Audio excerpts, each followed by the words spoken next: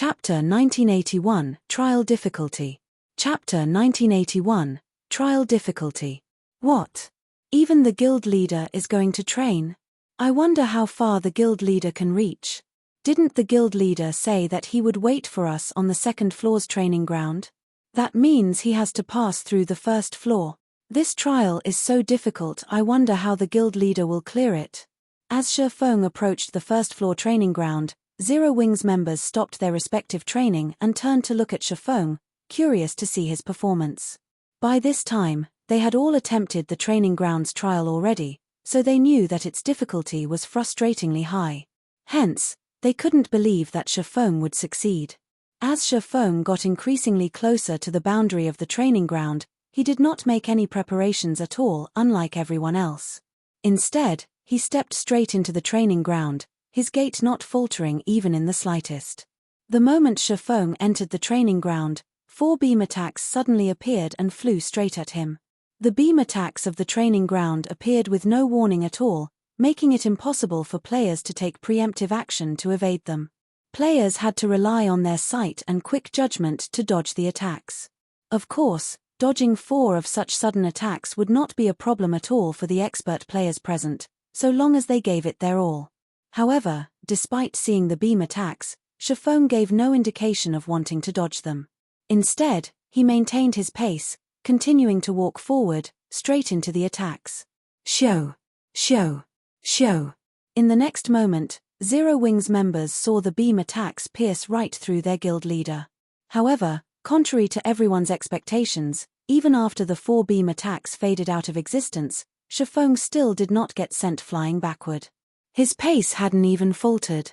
The beams had apparently passed through Shifeng to no effect.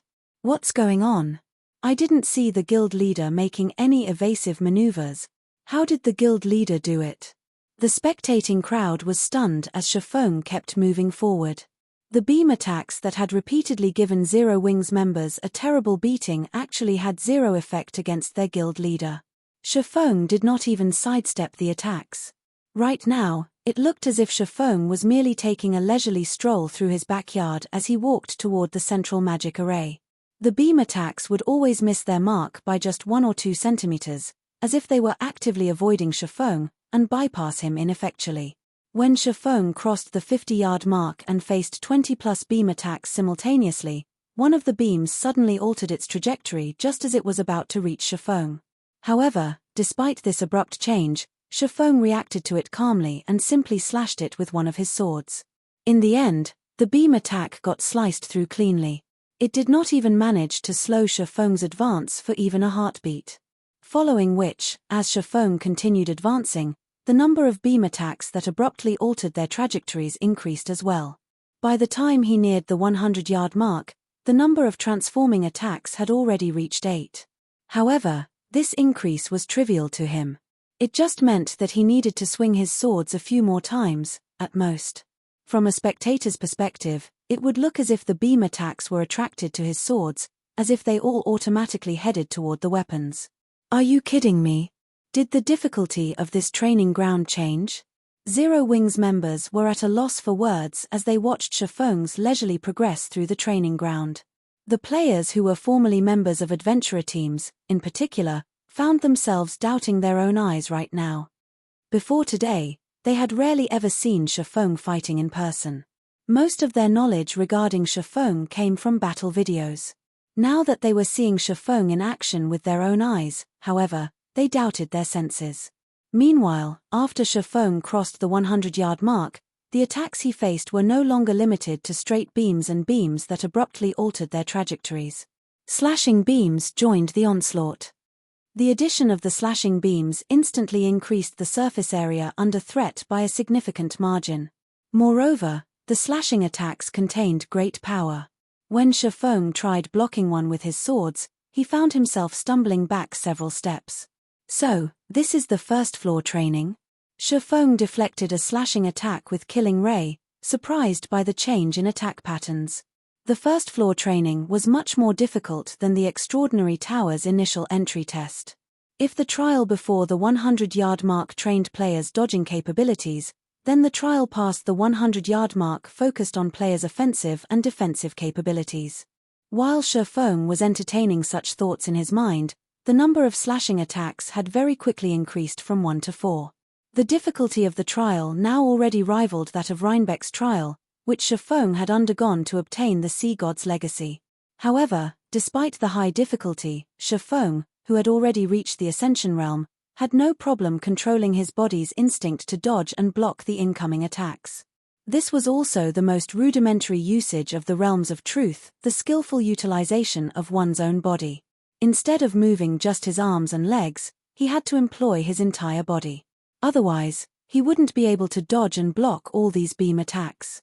Following which, under everyone's gaze, Shifeng started advancing toward the central magic array at flying speeds. The numerous beam attacks couldn't hinder his progress at all. After a short moment, Shifeng finally set foot on the central magic array. Shock filled the eyes of Aqua Rose and the others, who were spectating outside the training ground, at this sight. Although they had long since expected that the first-floor training ground wouldn't pose a problem for Shifeng, they still had not imagined that he would clear it so effortlessly. "That's it for the demonstration.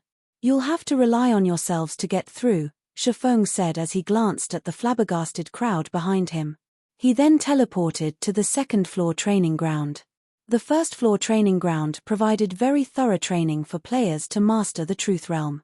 If not for him having already reached the Ascension Realm, he would have most likely had a difficult time reaching the central magic array, as even the slashing attacks had started altering their trajectories suddenly toward the end of the trial.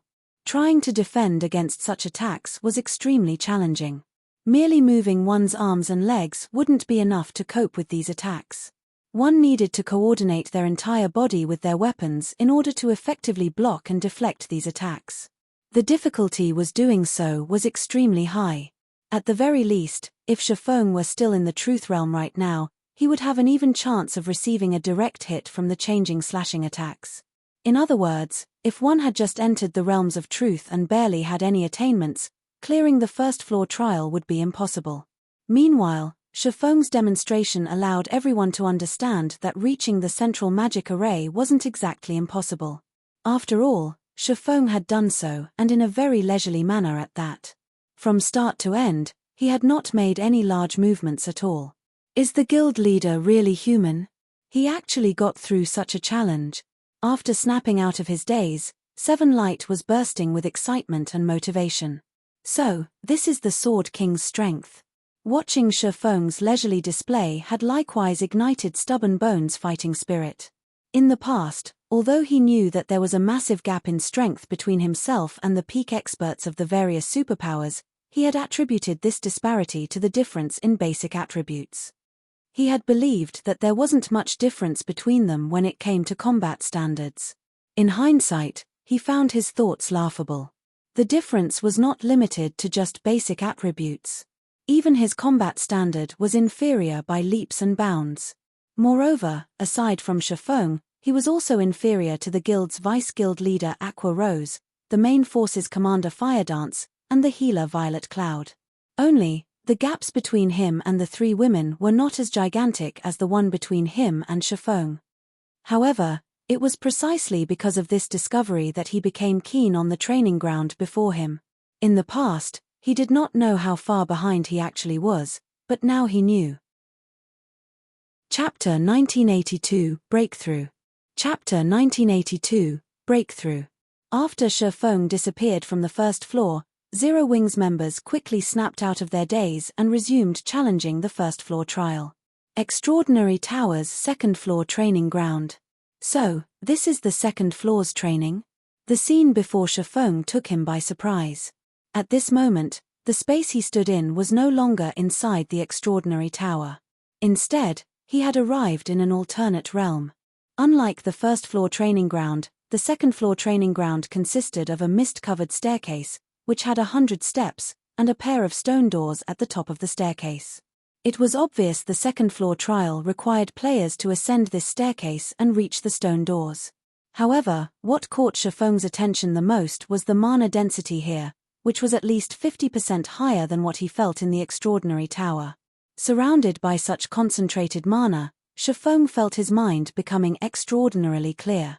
For a moment, he felt as if he could accomplish anything so long as he put his mind to it.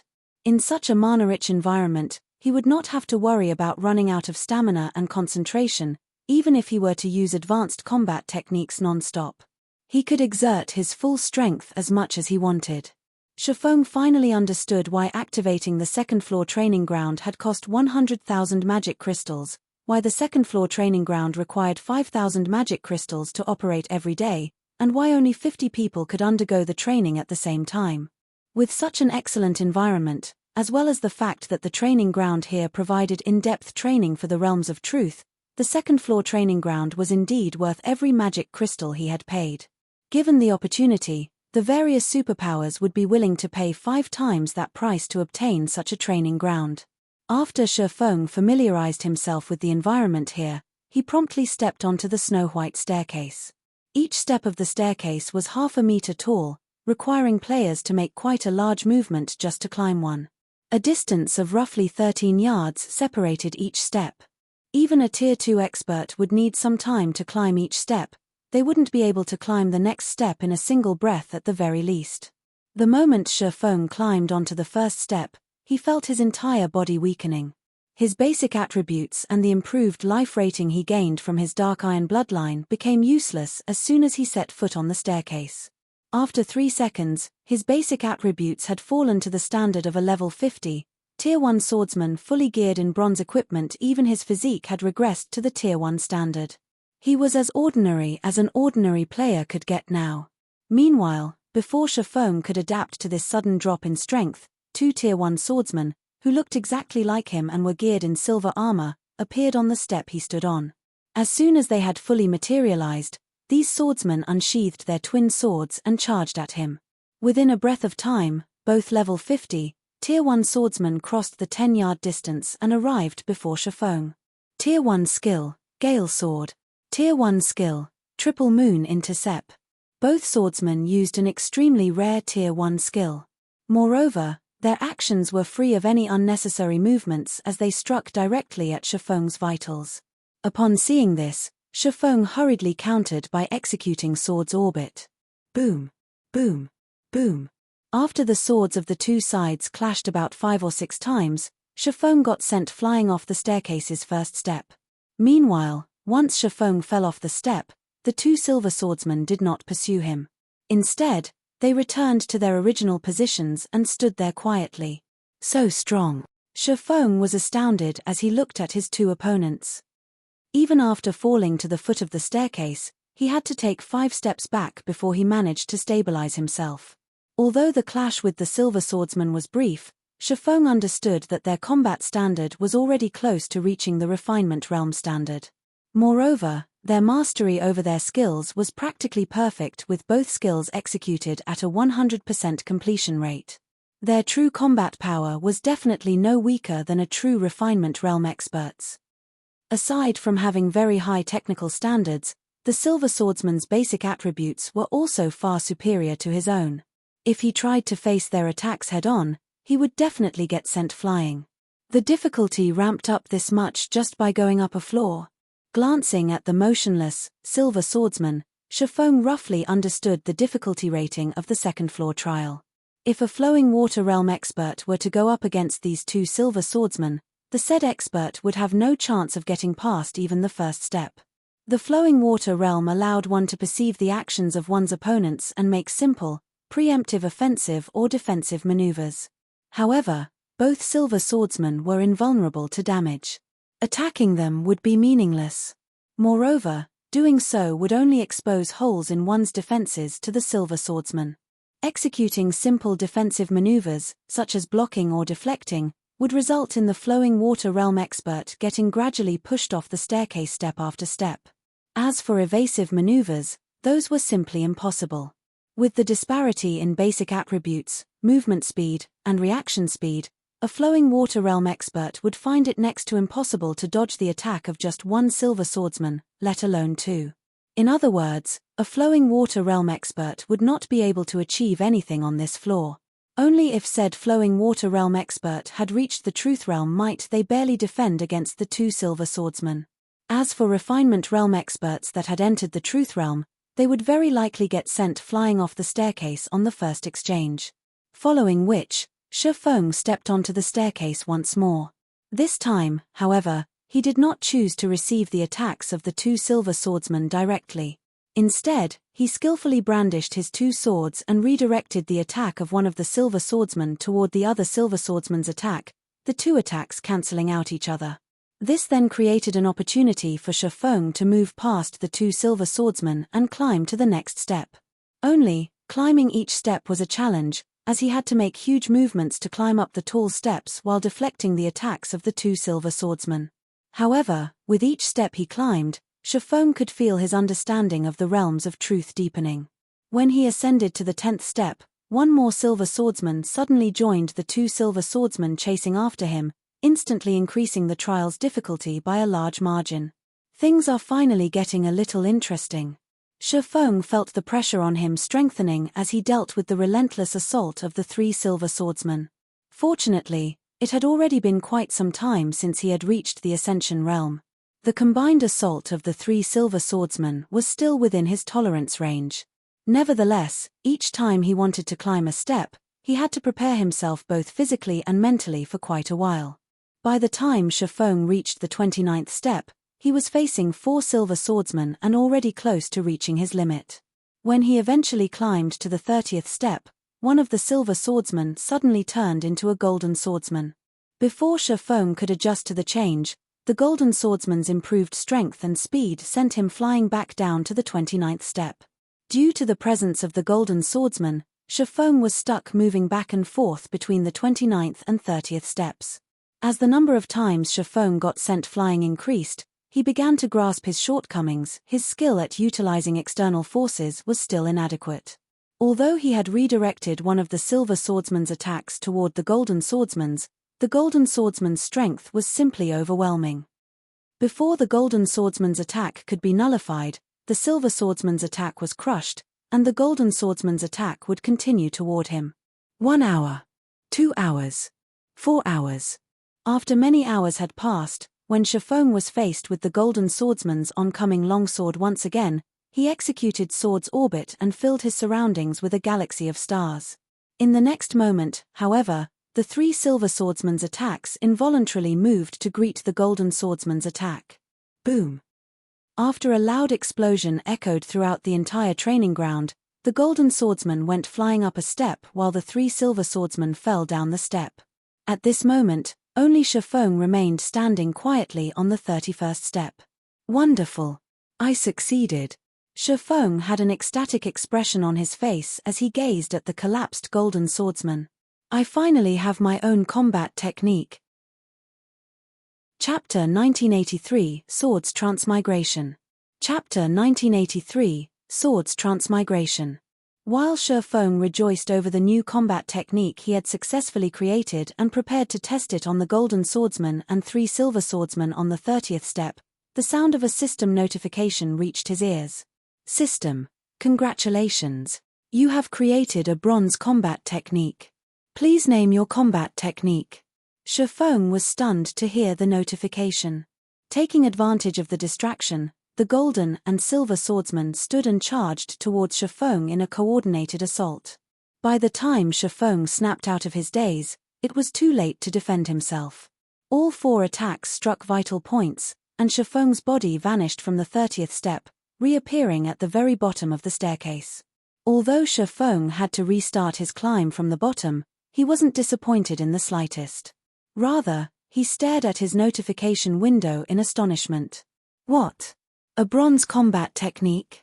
Dubious, Shi Feng examined the system's congratulatory message. Although he knew that he hadn't created a low-standard combat technique, he didn't think that it was so amazing to be categorized as a bronze-rank combat technique. Mastering a single advanced combat technique would enable players to challenge opponents of a higher combat standard. Of course, there was a limit to how effective these combat techniques could be. For example, the advanced combat technique, Void Steps, was most effective against flowing water realm experts, but the footwork technique had little to no effect against Void realm experts or above. After all, Void Steps relied on fooling an opponent's sight. Void Realm experts used more than one sense to locate their opponents. However, bronze combat techniques were a different story. Bronze combat techniques would even be effective against domain realm experts. If a domain realm expert failed to cope with a bronze combat technique properly, it could even cost them their life. Until now, Zero Wing had only possessed a single bronze combat technique, Lightning Flash, which he had only obtained through luck from the primordial divine ruin. The only other way Zero Wing's players could obtain more bronze combat techniques was by entering bronze legacy tablets, but they were extremely rare and highly coveted by the various superpowers. Unfortunately, despite many Zero Wing members attempting to learn Lightning Flash, not one of them had mastered the secret attack technique, and Shifeng was no exception. Yet, he had just succeeded in creating his own bronze combat technique. Why wouldn't he be surprised? Of course, the technique's creation had been a coincidence. He had only created it through the inspiration he had gained as he tried to deal with the golden and silver swordsman's relentless assault. If he tried to create another bronze combat technique, he'd simply waste his time and energy. Just creating a basic combat technique required a solid foundation, and those that were capable of doing so were, without a doubt, geniuses. As for advanced combat techniques, only the various superpowers old monsters had any hope of successfully creating one. Shifeng's success in creating a bronze combat technique was nothing short of a miracle. As Shifeng reveled in the joy of his new bronze combat technique, the system reminded him to name the technique. A name. The combat technique he had created was a variant of Sword's Orbit that he had combined with the Realms of Truth's principles. After giving the matter some thought, Shifeng decided, let's call it Sword's Transmigration. Once Shifeng had entered the technique's name, the system rang with another notification. System, congratulations. You are the first player to create a bronze combat technique. Rewarding 1 bronze legacy orb and the title Bronze Legatee. As the system notification ended, a green orb appeared before Shifeng. Creating a bronze combat technique offers such a benefit as well? Shifeng could not help his surprise to see the green orb. Bronze Legacy Orb, Epic Rank Item. Can record up to 3 created bronze combat techniques. Players may learn the combat techniques in immersive environments. Each attempt will cost 100 magic crystals. Cooldown, 1 hour after each use. Shifeng had heard of many experts creating their own combat techniques in the past, although those techniques had only been basic or advanced rank. However, he hadn't heard of those players receiving a recording device as he had. If other players wished to learn the combat techniques, they had to either rely on videos or receive the technique creator's personally tutelage. Unfortunately, learning a combat technique was easier said than done. Experts struggled desperately to learn basic combat techniques, even if they had the assistance of a book. It was easy to imagine how much more difficult learning a basic combat technique would be without proper guidelines, not to mention learning advanced rank or higher combat techniques. Thus far, the various superpowers had obtained quite a few bronze legacy tablets, yet despite possessing complete legacies that provided detailed instruction, Shifeng hadn't heard of a single player mastering a bronze combat technique. Meanwhile, the Bronze Legacy Orb allowed him to record 3 bronze combat techniques permanently. This would be a great help. Moreover, the Bronze Legacy Orb had a very short cooldown. He could allow 1 player to learn the technique he had created each hour. While the Bronze Legacy Orb wasn't as effective as an actual combat technique book, which didn't have a cost or cooldown, it was better than a Bronze Legacy tablet. Following which, Shifeng examined his new title. Bronze Legatee, Advanced Title. When using combat techniques, expenditure is reduced by 20%. Enjoy the status of Baron in any city, kingdom, or empire. Amazing. It actually grants a global Baron status. Developing in the various major cities will be much easier now.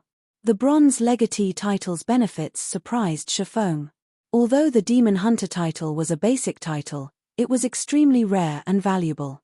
After all, it gave him the status of a world noble, and he had greatly benefited from the title thus far.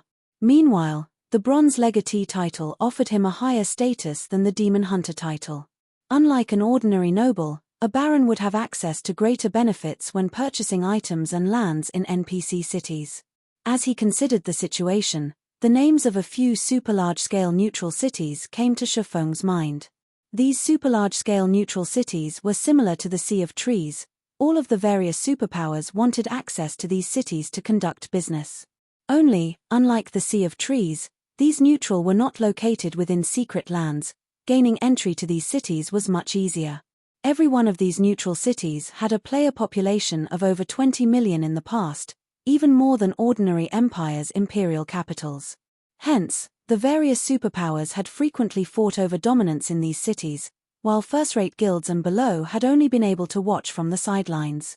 I think the minimum level requirement to activate a super-large-scale neutral NPC city was level 70. Now that I have the Bronze Legatee title, I can go and take a look. Shifeng immediately decided to set aside his Realms of Truth training. He knew that he had already exhausted his current potential at this point, and he wouldn't gain anything from continuing his training right now. If he wished to progress in the second floor trial, he needed inspiration. Following which, Shifeng took out a return scroll and left the extraordinary tower. Chapter 1984 White River City promoted Starmoon Kingdom, White River City. Chapter 1984 White River City promoted Starmoon Kingdom, White River City. When Shifeng returned to White River City's teleportation hall once again, he discovered that the hall was quite busy. The teleportation hall had recently transformed, becoming even more magnificent than before. What? The city has been promoted? Shifeng was slightly surprised as he gazed around the building's interior. Originally, only the first-floor hall had teleportation arrays, but now the second and third floors of the open-air hall had their own arrays, as well. The higher a teleportation array was located, the farther it could transfer players. Moreover, multiple platforms now floated around the main hall. These floating platforms could transport players to the second and third floors, and if players wished to, they could pay a small fee to teleport to White River City's airport, Central Plaza, or business district. The floating platforms moved even faster than dark gold mounts, becoming the fastest mode of transportation in White River City. By using these platforms, players could save plenty of time while moving around the city. While this new function might not seem like much, NPC cities would grow larger as they were promoted, accommodating more players. After a certain rank, running from one end of the city to the other would require a considerable amount of time. Although floating platforms had fixed destinations, they could save players half the travel time. Normally, NPC cities only activated the floating platform function once they had become a main city with a certain level of prosperity. However, this prosperity wasn't the equivalent to the city's player population. Rather, it referred to economic interactions between players and NPCs, as well as the shop's quantity and quality within the city walls. Thus far, only the various empires' imperial capitals had unlocked the floating platform function, and they had only done so recently. Kingdom's capital cities were still some time away from the upgrade, yet White River City had achieved the feat. As Shifeng walked through the city streets, he discovered that White River City was far livelier than it had been before the latest promotion. The number of merchant players in the city, in particular, had increased drastically. Moreover, more shops lined the streets now that the city streets had been broadened.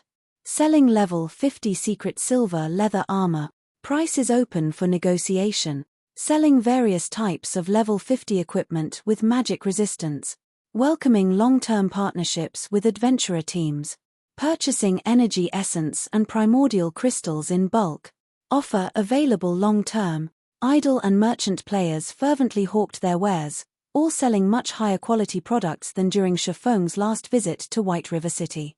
During his last visit, only the guild-operated shops had sold level 50 secret silver equipment, but now even idle and merchant players announced that such items were for sale. The city's various shops had even put up level 50 dark gold equipment on display, although their prices were ridiculously high. Not even guild experts could afford these equipment pieces. Once Shifeng had seen enough, he rented a floating platform and made his way to White River City's business district. Due to the recent promotion, the main street had changed significantly. Rather than a street, it looked like a commercial plaza. Not only had it tripled in size, but it was now home to a building that was over 70 stories tall. This building was none other than White River City's auction house. When the auction house had been upgraded, it had gained new functions. Players weren't the only ones who could consign items for auction anymore. Even NPCs held basic and intermediate auctions a few times a week. In addition, players could browse and purchase items that players sold from 1/4 of Starmoon Kingdom's towns and cities. Previously, players had only been able to view and buy items from White River City and its neighboring NPC cities. If players wished to find and purchase specific items, doing so at White River City's auction house was now the best option. Meanwhile, the most valuable of the auction house's new functions was the auction arena. Might was right in God's domain, and the game's auction houses were no exception to this rule. Once the auction arena activated, the auction house would hold a competition each day. The auction house would offer various rare items as prizes during these competitions, and players only needed to pay the entry fee to take part. The competition had 2 phases. The first phase was a test the system decided, and the second involved a battle between players. However, equipment wouldn't help players in this battle. The competition focused on testing players' financial strength and resources. While combat standards were also tested, they were insignificant in comparison.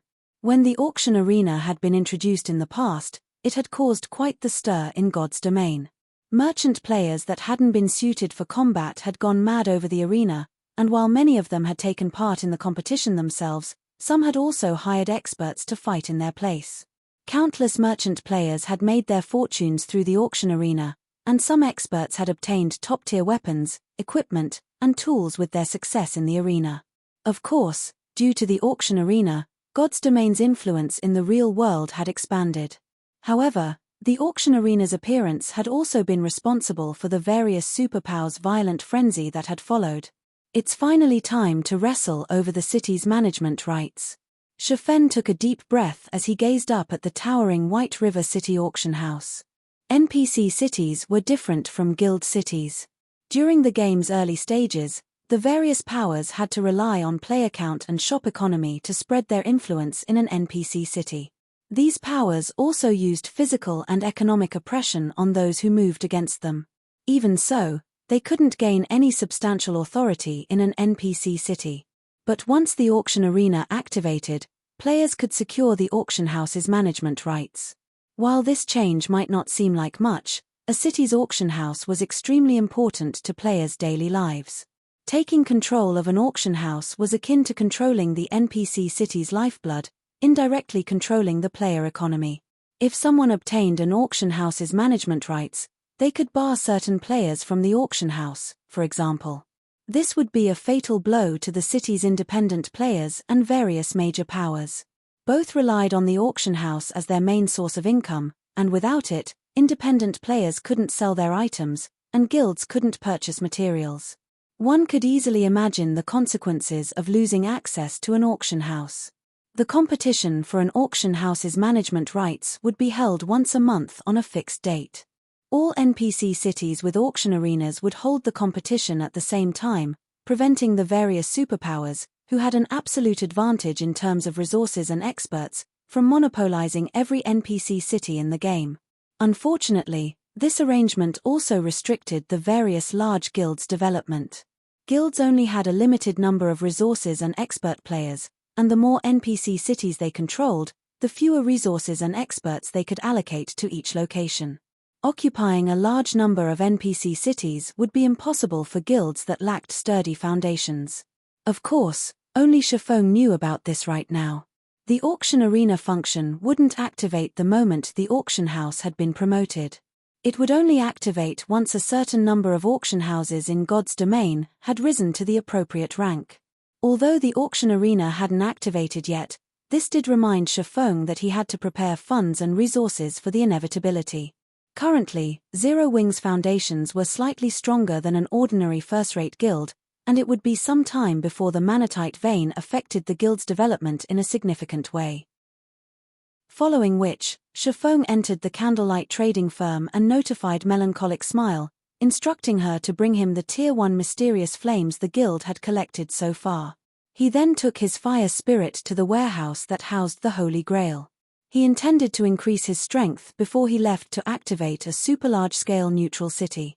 The quest to do so was even more difficult than an ordinary epic quest after all, and he'd only get himself killed if he didn't prepare. Chapter 1985 Strengthening Fire Spirit Candlelight Trading Firm's Private Warehouse. Chapter 1985 Strengthening Fire Spirit Candlelight Trading Firm's Private Warehouse. Due to the Holy Grail, divine might filled the entire room. The divine might's powerful pressure would even suppress Tier 1 expert players until they moved as slow as turtles. Despite having the strength to rival great lords of the same level, even Shifeng felt uncomfortable as he entered the warehouse, his movements becoming somewhat sluggish. Shifeng hadn't originally planned to use the Holy Grail since the power of evolution was so costly, and he wouldn't get a refund if the evolution attempt failed. However, if he wished to complete a super-large-scale neutral city's activation quest, he needed to grow stronger. He had to rely on the fire spirit. To increase his chances for success, he had no choice but to gamble on the Holy Grail. As Shifeng arrived before the stone platform housing the Holy Grail, he retrieved a crimson crystal ball from his bag. The crystal ball was none other than the fire spirit. Despite being an epic item, he could only use it to summon one Tier 2 fire spirit of the same level in exchange for 5 magic crystals. It was a toy compared to the Bible of Darkness. Even a Tier 2 summoning scroll could call forth a stronger creature than the Tier 2 fire spirit. The item simply didn't deserve its epic rank. This was also why Shifeng had decided to upgrade the fire spirit. The stronger an item was, the lower its chances would be for success, and before devouring any mysterious flames, the fire spirit could only be considered an epic item at best. Its quality would only increase after absorbing powerful mysterious flames. If nurtured properly, this crystal ball could even become stronger than fragmented legendary items. Shifeng then had the Holy Grail scan the orb in his hand. Dark purple mist emerged from the Grail, enveloping the crimson orb in Shifeng's hand. After 5 seconds, Shifeng received a system notification. System: designated item cannot be evolved to fragmented legendary rank. Cannot be evolved. Shifeng was stunned. He had never imagined that the fire spirit was so special. Despite being an epic item, the Holy Grail couldn't force an upgrade to fragmented legendary rank. However, as Shifeng began to feel disappointed, the sound of a second notification reached his ears. System: do you wish to sacrifice 5000 HP to enhance fire spirit's effects? Enhance its effects. Shifeng was surprised again to read the words in his notification window. However, he was stupefied to see the cost of this enhancement. How fraudulent. Evolving the black steel insignia had only cost 1000 HP, yet enhancing the fire spirit's effects cost 5000? 5000 HP was significant even to a Tier 2 metric tons. Very powerful level 70, Tier 2 MTS would only have 100,000 HP at most, and the cost was taken from the player's base HP. Taking into account the percentage HP modifiers on weapons and equipment, players would lose far more than just 5000 HP. But even after considering his options, Shifeng gritted his teeth and agreed to the cost. While 5000 HP was a painful amount to lose, even for him, the fire spirit was extraordinarily valuable. Most importantly, he wasn't attempting to evolve the item to fragmented legendary rank, he could only enhance its effects. Logically, the risk of failure shouldn't be as high. Moreover, HP wasn't particularly important for a swordsman player like himself, and he could also rely on his bloodline to compensate for the loss. With the bloodline, he gained a lot more HP than ordinary players with each level up. He wouldn't suffer as much of an impact by losing 5000 HP as other players. After Shifeng agreed to enhance the fire spirit, more purple mist spilled out of the Holy Grail, far denser than it had been a moment ago. So much mist spilled out that it filled the private warehouse. As the purple mist continued to seep into the fire spirit, the miniature flame dragon woke and roared again and again. The sound pierced through its crystalline cage and echoed throughout the warehouse. Due to the purple mist's invasion, the baby dragon began to grow. In less than 10 seconds, the baby dragon had transformed into a mature flame dragon and was nearly twice as large. Intelligence flashed in its eyes, no longer lacking emotion as it had earlier. Was it a success? Shifeng could not help his growing excitement as he gazed at the adult flame dragon. God's Domain's players might not know about fire spirits, but Shifeng was very familiar with the items. He also recognized how valuable an intelligent fire spirit was. To put it simply, the difference between a fire spirit with higher intelligence and an ordinary fire spirit was like the difference between an expert and an ordinary player. Even if both fire spirits possessed the same basic attributes, the combat power they could exert would be worlds apart. Many powers had gotten their hands on fire spirits in the past, but trying to increase a fire spirit's intelligence wasn't easy. One would only have a chance of triggering an intelligence growth by sacrificing Tier 2 and above mysterious flames. Unfortunately, despite many owners feeding their fire spirits the appropriate mysterious flames, very few had succeeded in increasing their fire spirit's intelligence. A fire spirit was a very special epic item with endless potential. Countless experts had even guessed that by feeding the item enough mysterious flames, a fire spirit could grow to become a Tier 6 god. Even Tier 6 god-ranked players would flee from a Tier 6 god with higher intelligence. Once the purple mist had dissipated, Shifeng carefully picked up the fire spirit and inspected its attribute panel. As expected of the Holy Grail. Despite the fact that I haven't fed it any mysterious flames, the fire spirit has already grown so much. Shifeng was ecstatic when he saw the fire spirit's updated attributes. The new fire spirit didn't summon an ordinary Tier 2 fire spirit, but a bona fide Tier 2 advanced fire spirit with higher intelligence. Moreover, the advanced fire spirit would be 10 levels higher than the player that summoned it. An advanced fire spirit's life rating was only slightly inferior to an archaic species, and since it had higher intelligence, its combat power could rival ordinary great lords of the same level.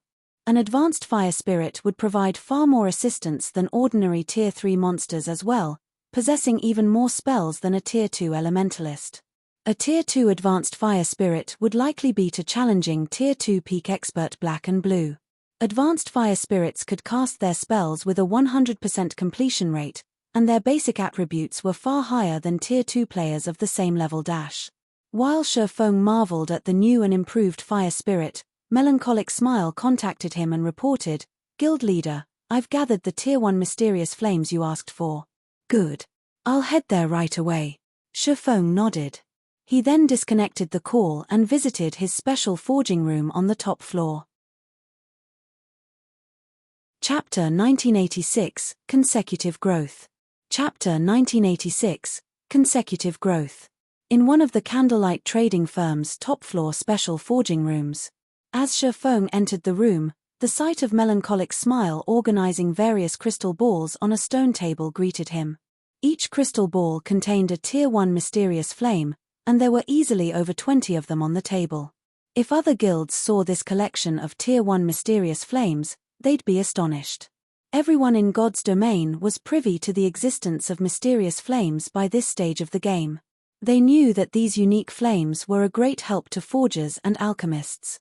Hence, the various major powers fought over any mysterious flame they came across. They wouldn't even pass over a Tier 1 mysterious flame. After all, mysterious flames were extremely rare and even coveted by superpowers master-level crafters. Guild leader, here are all the Tier 1 mysterious flames we have collected so far. There are a total of 23. One did find another flame in the Blackwing auction house, but the bidding was intense.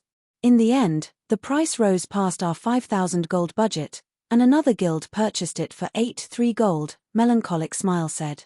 She hadn't fully understood how valuable Tier 1 mysterious flames were since collecting the first few had been relatively easy with the clues Shifeng had provided. Furthermore, the guild shared the flame Shifeng used, and his mysterious flame was much stronger than Tier 1. She certainly hadn't expected a Tier 1 mysterious flame to sell for more than an ordinary epic item. Shifeng nodded in response. He then asked, "How is our business with Secret coming along?" "The basic arrangements have been completed. We have even started to sell many of our products through Secret's channels, but as we are only a basic member, we can only sell our products in up to 80 of the Chamber's NPC cities. Among them, only 25 can be within empires, and only 5 of those can be major cities. Of the 55 kingdom cities, we can only select 10 major cities," Melancholic Smile said, a little excited. Currently, the candlelight trading firm's influence only reached across a little over 50 NPC cities, nearly half of which were located in Starmoon Kingdom. Now that Candlelight had joined the secret Chamber of Commerce, it had access to an additional 80 cities. This more than doubled Candlelight's sales channels. Secret is quite impressive, to think it can even give its basic members 80 city slots. Shifeng was slightly astonished by Melancholic Smile's report. Joining a Chamber of Commerce in God's domain didn't mean that one would gain immediate and full access to its sales channels. That depended on one's rank within the alliance. Normally, newcomers were given positions as basic members. Only powerful superpowers could be promoted to an advanced member upon joining. Based on Shifeng's knowledge, most chambers only granted 60 city slots to basic members, yet Secret had given them 80. It was clear how powerful Secret's foundations were. Guild leader, here is the list of cities we've selected. Once we begin our collaboration, Candlelight's income will double at the very least. We won't have to worry about lacking development funds, Melancholic Smile said, smiling as she took out a list and handed it to Shifeng. She had worked with Aqua Rose to choose the cities on the list. They had decided to do business in a total of 3 empires and 6 kingdoms, and although they couldn't sell all of their products in the selected kingdoms and empires, as doing so would be unprofitable, they wouldn't have to worry about a lack of customers. They would have chosen many more kingdoms and empires, had they not been limited by a specific number of cities. After all, they couldn't afford to waste the referral fee they had paid to the secret Chamber of Commerce. I see no issues with the chosen cities, Shifeng said. Changing topics, Shifeng asked, how is the resuscitation potions production coming along? Silent Wonder and the others are doing their best to brew the potion now. Moreover, Candlelight has recently gained another master alchemist. Now, we have a total of 4 master alchemists working on the potion, and they have made over 3 bottles thus far, Melancholic Smile replied. She had very high hopes for the resuscitation potion. It was, after all, a potion that allowed players to resurrect themselves without losing any EXP. Moreover, the production cost for each bottle was only a little over 20 silver. Although the potion required a lot of rare materials, it had become very easy for Zero Wing to acquire what it needed with the secret Chamber of Commerce's connections. Good. Continue production. Later, try to nurture as many master alchemists as possible. We need to ensure that we have enough people to learn the recipes Yu Zipping's group obtains, Shifeng said, chuckling. The resuscitation potion had been extremely popular during his previous life. At one point, it had even sold for 3 gold per bottle.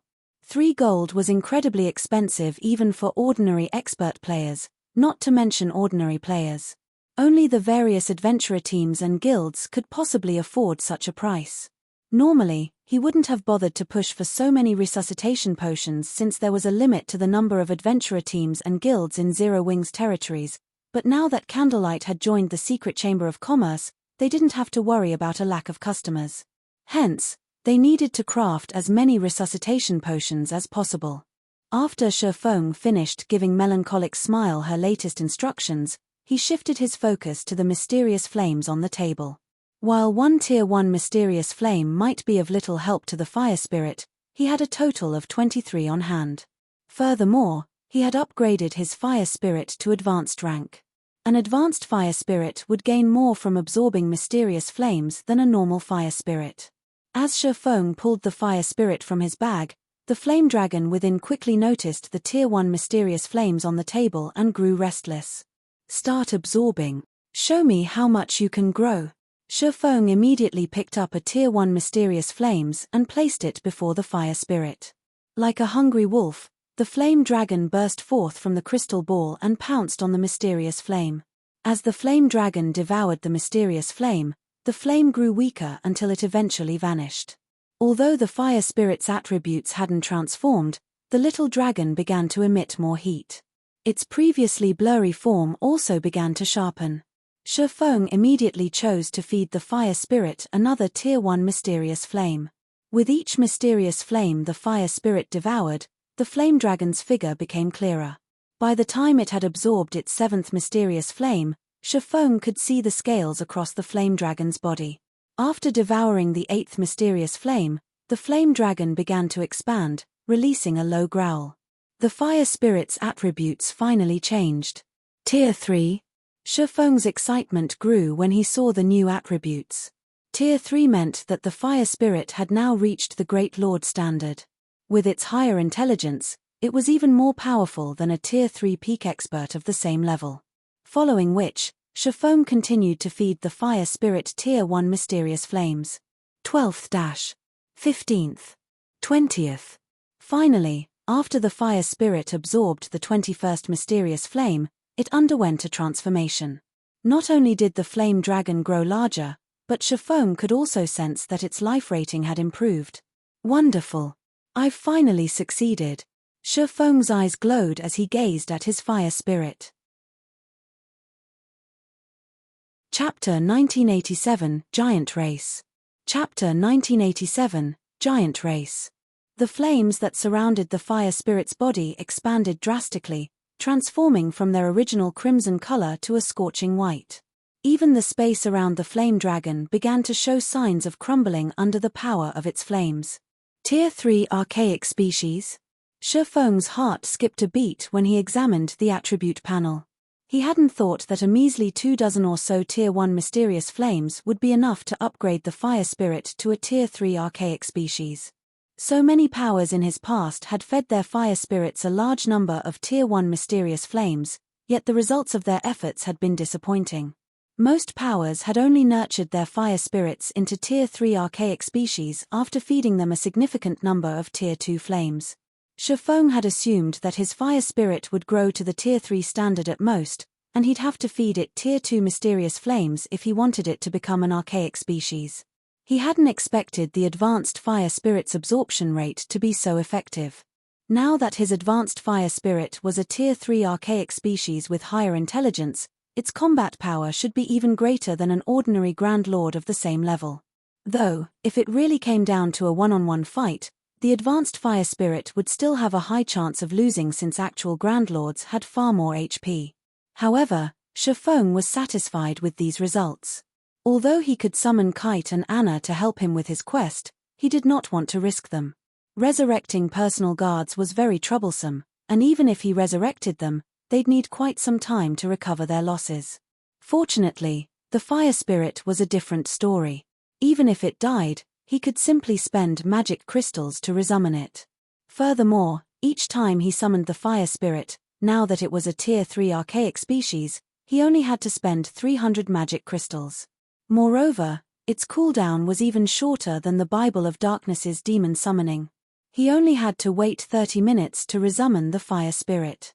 However, unlike the Bible of Darkness, he could only summon a single fire spirit to fight for him at a time.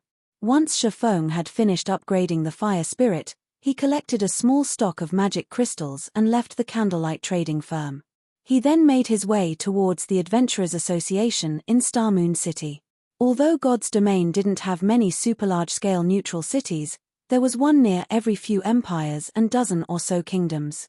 Like the fairy country's Forest City, these super large-scale neutral cities served as trade hubs between the game's neutral races and the nearby empires and kingdoms. To enter super large-scale neutral cities, like the Sea of Trees, players had to complete specific quests. The neutral city Shifeng aimed to activate was called Thunder Axe City, home to the giant race. Appearance-wise, giants looked no different than humans, only larger. Generally, giants stood at least 4 meters tall, and their physiques were even more powerful than Ors. Giants were born for combat. Aside from the Titan race, giants' defense was the highest among the numerous neutral races. In the past, Giant Shield Warrior and Guardian Knight players had been incredibly popular among the various major powers. Some of the various superpowers had even pressured some of their members to convert to the giant race since there was nothing that prohibited neutral race players from joining human guilds. However, they would be restricted within human cities. But how could such a small issue compare to the benefits of having a powerful MT? Of course, while the giants' advantages were obvious, their flaws were just as glaring. Giants weren't very skilled with magic, and their mobility was atrocious compared to humans. Defeating players or monsters that were particularly fast and agile would give giant players a massive headache. These obvious weaknesses were the reason many players refused to become giants. There had been far fewer giant players than half-elf and beastkin players in the past. Meanwhile, as a super-large-scale neutral city, Thunder Axe City had a wide variety of unique aspects. Chief among them was the city's location within the Icefire mountain range, a neutral map that was rich in ores. Due to their environment, giants were experts in the art of forging. Their forging techniques had been passed down from the Titan race, making their standards even superior to the dwarfs. This was also one of the reasons that Shifeng had chosen Thunder Axe City. Although Zero Wing Current had many advantages, its position in the Ore Empire was still precarious, and it would only get worse as time passed. The guild's foundation was too weak, and it had too few experts. While Zero Wing had enough manpower and resources to defend its current position in the Empire, it didn't have enough to launch an assault against its enemies. Zero Wing might possess more resources and experts than ordinary first-rate guilds, but it was an infant compared to the various superpowers. Zero Wing didn't have nearly as much territory as the various superpowers, after all. Starmoon Kingdom, Starmoon City. Once Shifeng had arrived in Starmoon City, he immediately headed for the kingdom's Adventurers Association. Starmoon City hadn't developed nearly as much as White River City, and most of the players that visited the Adventurers Association were level 55 or 66 elite players. Level 58 or higher expert players were still far and few between. Without hesitation, Shifeng headed to the second floor and approached one of its counters. Lord Spirit Slayer, how may I be of service today? The NPC beauty manning the counter asked with a smile. I wish to pick up an exploration quest, Shifeng said. Very well. The NPC clerk revealed a list containing a large number of exploration quests and handed it to Shifeng. Lord Spirit Slayer, these are all of the exploration quests you can accept right now. With a nod, Shifeng carefully examined the list. The Adventurers Association had many quests to offer, and among them, the most difficult were Crusade and Exploration quests. Meanwhile, only players who had reached level 70 and 3-star status in the association could accept Thunder Axe City's Exploration quest. Although 3-star adventurers could accept the Exploration quest, it was even more challenging than ordinary epic quests. Players had only entered Thunder Axe City in Shifeng's previous life after he had reached level 75. At the time, peak experts had already reached level 77 and beyond and were geared in level 75 top-tier weapons and equipment. I'll take this quest, Shifeng said as he pointed to a quest named Giant's Hideout. Very well. I will mark you down as this quest's challenger. Please pay a 1,000 gold deposit. Should you abandon this quest, your deposit will not be returned, the NPC clerk informed him. The other Tier 2 experts picking up quests on the second floor were astonished to hear the NPC clerk's comment. Crap. What kind of quest is that? A 1,000 gold deposit? That can't be real, right? Even my 2-star quest only required a 3 gold deposit. Many of the Tier 2 experts stared at Shifeng's cloaked figure in shock. Normally, the Adventurers Association only charged 3% to 5% of a quest's reward as a deposit fee, preventing players from picking up quests they had no hope of completing. The fact that Shifeng's quest cost 1,000 gold meant that its reward was worth at least 20,000 gold. After Shifeng accepted the quest, the sound of a system notification reached his ears. Chapter 1988, 3-star reward. Chapter 1988, 3-star reward. System. Congratulations. You are the first player to accept a 3-star unique exploration quest. You have the right to choose between 2 options. System. The first option will reduce the quest difficulty by 15%, but the reward will remain the same. System. The second option will maintain the quest difficulty but increase the reward by 1 rank. System. You have 10 minutes to consider. If you do not make a decision within 10 minutes, the difficulty will remain the same by default. I have such an option. Shifeng read his notification window in surprise.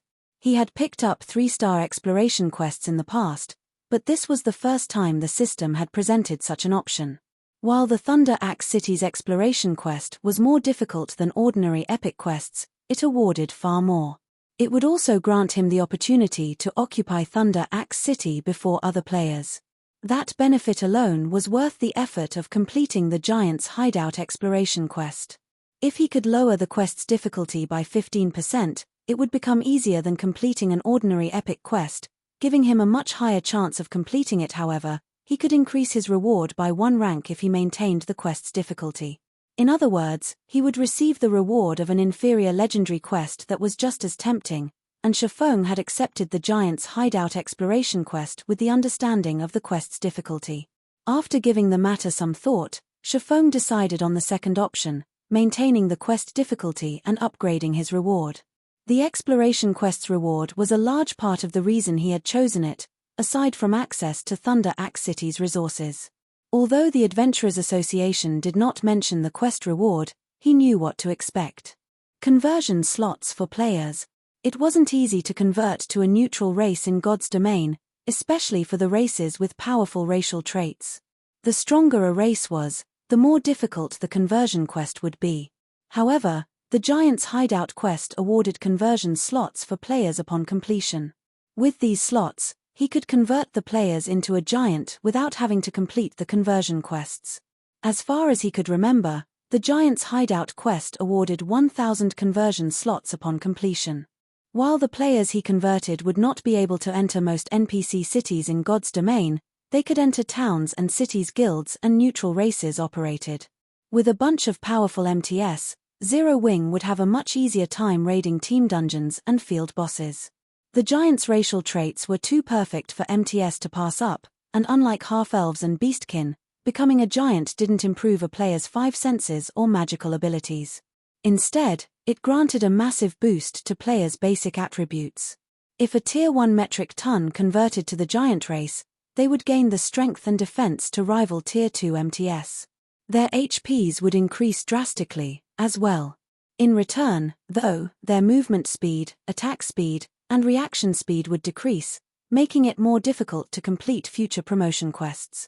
If a Tier 2 metric tons converted to a giant, they'd become more powerful than human, top-ranked Tier 2 MTS, although they wouldn't reach the Tier 3 standard. The superpower that had completed the Giant's Hideout quest in the past had increased its strength by a large margin very quickly due to the 1,000 conversion slots. Its development speed had easily surpassed the other superpowers, and although the other superpowers had sent their own experts to attempt the conversion quest, they hadn't been able to catch up due to the amount of time needed to complete the quest. After Shifeng made his selection, the NPC clerk took out an ancient, yellowish-brown magic scroll and handed it to Shifeng.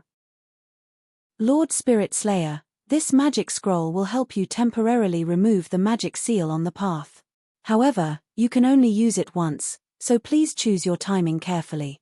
If you expended the magic scroll without completing your quest, a replacement will cost 1,000 magic crystals, the NPC clerk respectfully explained. I understand. Shifeng nodded as he accepted the magic scroll. Quests from the Adventurers Association were different from exploration quests found elsewhere. If players failed the quests they had accepted from the association, they'd at most lose some coins or magic crystals. They wouldn't suffer penalties that affected their performance in battle, such as basic attribute reductions. This was why most players preferred to accept quests from the Adventurers Association. Once he left the association, Shifeng made his way to the teleportation hall and traveled to a border town in the Purple Thorns Kingdom. This was also the closest town to the Icefire mountain range. Unbeknownst to Shifeng, his actions in the Adventurers Association had aroused quite the commotion. No quest requiring a 1,000 gold deposit was ordinary, and many players within the association had begun to search for the Giant's Hideout quest. Although multiple players couldn't accept some of the Adventurers Association's quests, they would show up on the list of available quests until they were completed. What's going on? Why isn't there such a quest on my list of exploration quests? Maybe we aren't a high enough rank. That can't be possible. I'm a 2-star adventurer. Was that guy a 3-star adventurer? That's even less possible. Not even the first-rate guild's peak experts, who have focused on the Adventurers Association's quests, have reached the 3-star standard yet. A 3-star quest. Who was that guy? After Shifeng left, the players within the Adventurers Association fell into a heated discussion. They all wanted to know the identity of the player who had accepted this mysterious exploration quest. News of the event quickly reached the Star Alliance's residence in Starmoon City. I've never considered that the Adventurers Association had hidden such a major quest. Have someone notify Crimson Feather and the others. Tell them to become 3-star adventurers as quickly as possible, Galaxy Past, who sat in the guild leader's office, commanded after reading the report he had received from a subordinate. The various large guilds often had numerous teams focus on different aspects of development. Some teams specialized in completing the Adventurers Association's quests and raising their rank within the association, while other teams focused on quests that were only available out in the fields, and other teams focused on increasing their reputation in particular NPC cities. By doing so, guilds could secure greater advantages in the game. HI notify Crimson and the others immediately. Purple Eye, who currently wore a set of luxurious, dark blue robes, replied. Guild leader, what should we do about the Witch's Hill situation? The guilds that own the 2 guild towns in the area have invited us to join their alliance, and I've heard that multiple corporations are now supporting the towns. Even Sin Realm, a first-rate guild from the Purple Thorns Kingdom, has joined the alliance. Why don't we join as well? The Witch's Hill had already become the center of attention in Starmoon Kingdom. The map was the sole producer of primordial crystal fragments, and as long as players reached Tier 2, they could enter the Otherworld Gate, which offered bountiful resources. If the Star Alliance could secure a foothold in the Witch's Hill, it could help the guild's development considerably. Sin Realm, is it? After giving the matter some thought, Galaxy Past shook his head and said, let's wait and see for now. Tell them that our guild has some matters to settle first, so we can't join them at the moment. Are we really going to give up on such a good development opportunity? Purple Eye asked, confused. According to the Secret Pavilion's information network, the evil god's temple hides in the Sin Realm's shadows. I doubt that Zero Wing will tolerate the guild towns parading much longer, Galaxy Past said, chuckling. If those 2 towns can truly defend themselves, we can join them then. I understand. Purple Eye nodded. She then sent the guild towns' representatives a reply. The upper echelons controlling the guild towns in the Witch's Hill received Galaxy Past's reply at the same time. He has rejected the offer. How cowardly. He is actually willing to ignore such a golden opportunity. It seems Zero Wing has beaten the Star Alliance into submission already. I agree. How can the Star Alliance even be considered a first-rate guild with such a cowardly attitude? The Star Alliance's cooperation doesn't matter. Once we've completed our preparations, not only will we destroy Zero Wing City, but we'll also keep more of the profits for ourselves. We'll make Galaxy Past regret his decision. Multiple major powers' upper echelons revealed delighted grins as they gazed at the map of the Witch's Hill on the table before them from within a secret meeting room. Chapter 1989, Basic Level Strengthening Potion. Chapter 1989, Basic Level Strengthening Potion. Purple Thorns Kingdom, Glory Town. Glory Town was built atop a mountain and surrounded by tall walls. Although it was only a border town, its defenses nearly rivaled a fortress. There are already so many players here. Shifeng was a little surprised to see the thousands of players outside of the teleportation hall. The monsters near Glory Town were level 70 and above, and a neutral map not far away was a level 80+ map. Just surviving in Glory Town's map would be challenging for current players, not to mention setting foot in the neutral map.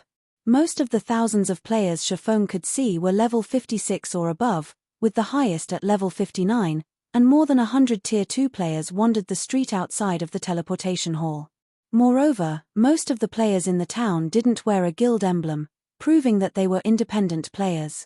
Independent players were typically weaker than guild players in terms of levels and equipment, yet so many independent players were visiting an area that the various large guilds had yet to touch. Why wouldn't Shifeng be surprised? The independent players around him didn't think anything of Shifeng's arrival. They simply went about their business. Wind Basilisk Grinding Party is recruiting a healer. Must be level 57 or higher. Recruiting 2 level 57 or above DPS for the Black Cavebat quest. Tier 2 players get priority. Players shouted as they recruited teammates from the street outside of the teleportation hall. Whether they planned to quest or grind monsters, they all acted as if this were normal. However, if Star Moon Kingdom's experts saw this, they'd be astonished. Wind basilisks and black cavebats were level 70 plus monsters, at least 10 levels higher than current players. The level suppression would be substantial with such a massive difference. Even level 60, Tier 2 players would struggle against these monsters, much less Tier 1 players, yet these independent players intended to grind these monsters as if it were natural. After a short moment, Shifeng noticed that these parties and teams had recruited quite a few members before they headed past Glorytown's main entrance to grind or quest. Is this really the Purple Thorns Kingdom? Shifeng was momentarily stunned as he watched these teams leave. He was quite familiar with Glorytown, a place the Purple Thorns Kingdom's army constantly had to protect from monster assaults from the nearby neutral maps. This wasn't a safe place. In the past, players had only dared to visit this town after they had reached level 65. Wind basilisks were level 72 chieftains, and although the black cavebats were only special elites, they usually moved in large groups. The great black cavebats that led these groups were also chieftain-ranked monsters. The 6-man parties and 20-man teams Shifeng had seen might be able to take down one wind basilisk or a single group of cavebats, but only barely. If they accidentally aggroed additional monsters, they could even team wipe. These players might have a chance if they all wore top-tier equipment, but that wasn't the case for these independent players. From what Shifeng could see, they all wore average equipment. With such equipment, killing the area's high-level monsters would take a long time. In Shifeng's opinion, these independent players would be much better off grinding level 60 or so monsters. Shifeng also soon discovered that these players weren't limited to those outside of the teleportation hall. Plenty of players occupied the rest of the town streets, as well. Similarly, these players were all level 56 or above. Shifeng guessed that there should be more than 30,000 players in Glorytown at the moment, and they were all elites or stronger. Normally, one would be hard-pressed to find such a gathering of elite and expert players in an NPC town, even in the various empires, yet this phenomenon was occurring in the Purple Thorns Kingdom's Glorytown. As Shifeng reached the town's main street to investigate further, he noticed that an extraordinarily large number of players were setting up stalls alongside the street. Player stalls took up every available space on both sides of the street, and every one of them sold considerably valuable items. They either sold rare herbs or high-ranking items that were normally hard to find on the market. Among the items sold, one item, in particular, caught Shifeng's attention. The basic level strengthening potion. This was a super rare potion that, when consumed, granted players an ignore levels plus 7 buff for 6 hours. While ignoring a difference of 7 levels might not seem like much, fighting monsters that were 10 levels higher was still incredibly difficult for Tier 1 players, despite the recent reduction on the system's level suppression during the previous updates. Only Tier 2 players had the power to do so without too much of a problem. However, as long as Tier 1 players had sufficient attributes and combat standards, they could fight higher-leveled monsters efficiently, increasing their leveling speed, after consuming the level strengthening potion. In the past, the level strengthening potion had been immensely popular among elite and expert players. No wonder why so many players are grinding here. Realization dawned on Shifeng. Although the basic level strengthening potion wasn't as effective as Zero Wing's Voidfield magic array, it was the best option for independent elite and expert players when grinding higher-leveled monsters. After this discovery, Shifeng approached one of the stalls selling the basic level strengthening potions. More than 10 players had lined up at the stall, everyone a level 57 or higher expert. The strongest among them was even a level 59, Tier 2 expert. Producing the basic level strengthening potion was laughably cheap compared to the Voidfield, with each bottle only costing 8 silver to brew. In the past, basic level strengthening potions had sold for roughly 50 silver per bottle. Unfortunately, the potion's recipe was painfully rare and could only be acquired by opening treasure chests found in level 50 plus maps. Moreover, The luck attribute wouldn't affect its drop rate, so players had to rely on their personal luck to obtain it. Each recipe had easily sold for around 800 gold in the past due to its rarity. Meanwhile, only 2 players manned the stall that sold the basic level strengthening potions, a man and a woman. Both appeared quite young. The handsome, young man was a level 58, Tier 2 assassin named Smiling Breeze.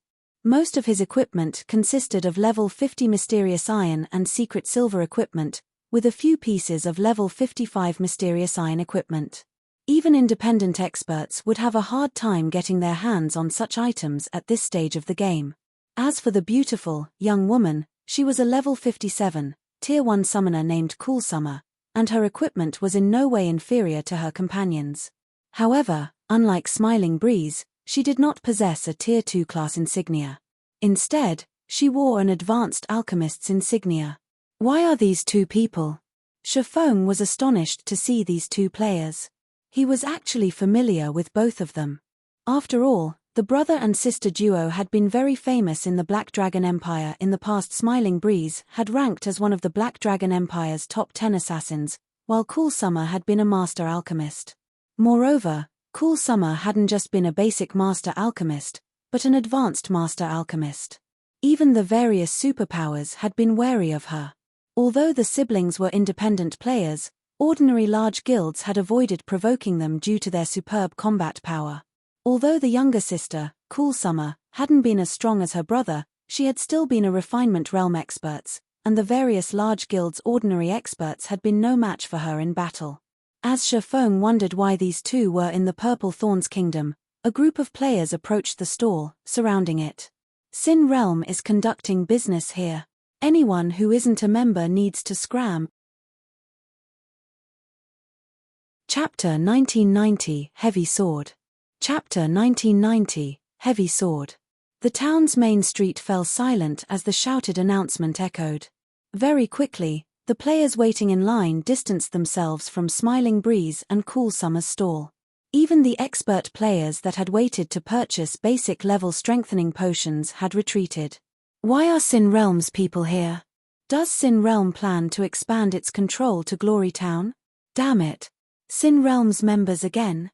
They've already prevented us from grinding in the normal resource maps, and now they want to claim this town, too? I don't think that's it. Glory Town isn't a resource-rich map. By the looks of it, it seems they're interested in the basic level strengthening potion. Those 2 players are certainly unlucky. They've actually attracted Sin Realm's attention just for selling some products. As the crowd watched Sin Realm's 100-man team, which had already surrounded Smiling Breeze and Cool Summer's stall, they flashed the guild players indignant looks. They also pitied the sibling pair. But despite their true feelings, the surrounding players only dared to discuss the situation in whispers. Even though only 100 of Sin Realm's members were here, which the crowd outnumbered by several fold, no one dared to voice their opinions loudly enough for the guild players to overhear. Even the level 59, Tier 2 experts gritted their teeth and reluctantly left the scene. They all knew that they wouldn't have a future in the Purple Thorns Kingdom if they provoked Sin Realm. They'd be lucky if they only died a few times. In the past, players' accounts had been crippled, forcing them to start over, due to Sin Realm. In the Purple Thorns Kingdom, Sin Realm was king. Other kingdoms generally had 2 or 3 first-rate guilds and over a dozen second-rate guilds. The Purple Thorns, however, only had 1 first-rate guild, Sin Realm. The kingdom's second-rate guilds could also be counted on one hand. Sin Realm had absolute control over the Purple Thorns Kingdom. Otherwise, independent players wouldn't have bothered to come to a place like Glory Town to grind. Under the crowd's hateful gazes, the fierce, young man leading Sin Realm's team stepped forward. He wore dark grey armor and carried a great sword with a deathly aura. As he emerged from the Sin Realm group, the crowd gasped. What? Crocodile Breaker? Why is the heavy sword here?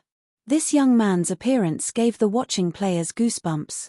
Sin Realm had 7 great experts, and every one of them was one of the guild's core upper echelons. Crocodile Breaker was one of these great experts. His role in the guild was to deal with players that opposed Sin Realm, and he had easily over 3,000 expert player deaths under his name. He had even set the record for defeating 100 players single-handedly, and those 100 hadn't been random nobodies. They had all been guild experts, and one had even ranked on the God's Domain expert list. The reason behind Crocodile Breaker's astonishing success was his unbeatable strength. He had even whittled the expert that ranked on the God's Domain expert list down until the player had died. Due to Crocodile Breaker's immense strength, he had gained the nickname Heavy Sword. While the watching players were surprised by Crocodile Breaker's appearance, the young man arrived before Smiling Breeze's stall. "Pack up.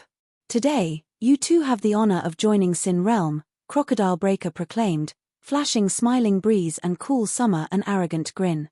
"The guild leader has decided that you two will be instantly promoted to core members when you join, and you won't have to grind for GCPs like everyone else. If you perform well, you might even become guild elders in the future. If you don't have any questions, come with me." Although Crocodile Breaker's words seemed like an invitation, his imposing aura hinted that he'd slay the sibling pair if they rejected his invitation. When his aura and pressure washed over the spectators, they shuddered. However, many of the watching experts envied Smiling Breeze and Cool Summer for receiving this forceful invitation. Although Sin Realm behaved like a tyrant in the Purple Thorns Kingdom, it had the strength to stand behind its actions. Becoming one of the guild's core members was a golden opportunity. At the very least, one could freely roam the Purple Thorns Kingdom. Even the upper echelons from the kingdom's second-rate guilds had to tread lightly around Sin Realm's core experts. As for Sin Realm's guild elders, even the kingdom's guild leaders treated them with respect. As everyone expected the siblings to leave with Crocodile Breaker, Smiling Breeze shook his head and stated, "Thank you for your invitation, but my sister and I are used to living on our own, and we prefer to keep it that way." Cool Summer nodded in agreement with her elder brother. As soon as Smiling Breeze finished speaking, however, the crowd felt the surrounding temperature fall by several degrees. An intense killing intent filled the street, so powerful that even the various Tier 2 experts felt a chill crawl down their spines. "You're rejecting Sin Realm's invitation?" A cold glint flashed in Crocodile Breaker's eyes as he stared at Smiling Breeze. "Do you know the consequences for those who reject Sin Realm's goodwill?" As Crocodile Breaker finished his question, the Sin Realm members around him stepped forward, clearly ready to act at a moment's notice based on their postures. "Is Smiling Breeze stupid? He actually rejected Sin Realm? Sin Realm has even sent Heavy Sword for this. Does that guy think he can escape with his life?" The crowd watched Smiling Breeze and Cool Summer in shock. They had never expected to find players who would dare to reject Sin Realm within the Purple Thorns Kingdom. The overbearing guild had even annihilated peak adventurer teams, and those teams' upper echelons had been so crippled that they had to delete their accounts and start over. Getting rid of two independent players would be child's play for Sin Realm. Even Smiling Breeze felt a little nervous in this situation. He had no doubt that if he continued to reject the invitation, Crocodile Breaker and his minions would take action. Although NPC soldiers patrolled the town, he wasn't confident of escaping if Crocodile and the other Sin Realm members attacked. It would take the NPC soldiers too long to react and arrive to stop Sin Realm's members. As Smiling Breeze tried to find a way out of this predicament, a low voice rang out of the crowd. "Excuse me, but are you still selling basic level strengthening potions?" As this voice broke the silence, the tension on the street loosened considerably. Almost as one, the crowd turned toward the voice's origin. They were all curious to know what fool dared to interfere with Sin Realm's affairs. As they turned, the spectating players found themselves looking at a cloaked player. At a glance, everyone assumed that this player was a young swordsman. As the swordsman approached Smiling Breeze's stall, his leisurely gait made it seem as if Sin Realm's players were nothing in his eyes. Chapter 1991 Power of a Bronze Combat Technique. Chapter 1991 Power of a Bronze Combat Technique. Smiling Breeze and Cool Summer were dazed as the swordsman youth arrived before them. They had never expected that someone would dare stand out during such a critical moment. The swordsman youth was none other than Shifeng, who currently used his original appearance as Yifeng. Both siblings would be a benefit to Zero Wing. Since he had found them here, He might as well use this situation to make them owe him a favor. We do. We still have plenty. Cool Summer instinctively responded to Shifeng's question. However, she spun towards Sin Realm's members after snapping out of her daze and hesitantly said, "But..." Crocodile Breaker frowned at Shifeng. Although he said nothing, the relaxed atmosphere regained its prior tension. Everyone could see that Crocodile Breaker was truly furious now. Sensing Crocodile Breaker's rage, the surrounding players could not help but take a few steps back. This guy must be nuts. Is he really trying to challenge Sin Realm's prestige? The crowd stared at Shifeng as if he were a dead man walking. "Brat, you sure have guts, don't you? You dare to interfere with Sin Realm's affairs?" Crocodile Breaker hissed as he glared at Shifeng. "Are you trying to die so soon?" It had been quite some time since he had encountered anyone who openly dared to provoke Sin Realm. Naturally, he didn't mind teaching everyone the price for such an insult. While Crocodile Breaker had addressed this stranger, the several Tier 2 experts around him surrounded Shifeng, sealing off any path of escape. Seeing this, Cool Summer began to worry. She felt that Shifeng was simply too foolish. Although the town had NPC soldiers to protect its citizens, players weren't absolutely safe from harm. If Sin Realm's members wanted to act, not even her brother could stop them. As she considered the situation, Smiling Breeze called out to her through their party chat, saying, "Once the battle starts, I'll hold them back as long as I can. Use the chance to flee with this swordsman. As long as you two find the town's NPC soldiers, Sin Realm's members should give up the chase. Brother, you need to be careful. Crocodile Breaker won't be an easy opponent," Cool Summer said as she nodded. She agreed that the plan was their only way out of this predicament. Although everyone expected Shifeng to make a move, he didn't seem on high alert in the least. Instead, he looked at Cool Summer and calmly asked, "Wonderful. I'd like to buy every basic level strengthening potion you have. How much will it be?" Hearing Shifeng's offer, Cool Summer was speechless. Despite the situation's painful tension, Shifeng was in the mood to discuss the potion. If they didn't make a move now and allowed Sin Realm's members to surround them, they'd be doomed. She even began to suspect that Shifeng truly wanted to purchase the potions and that he didn't actually have any intentions of helping them. "Brat, you must really be tired of life," one of the Tier 2 assassins around Shifeng bellowed. He hadn't thought that Shifeng would dare to belittle them to this extent. The Tier 2 assassin dashed towards Shifeng to scare the swordsman, although he didn't plan to attack the man.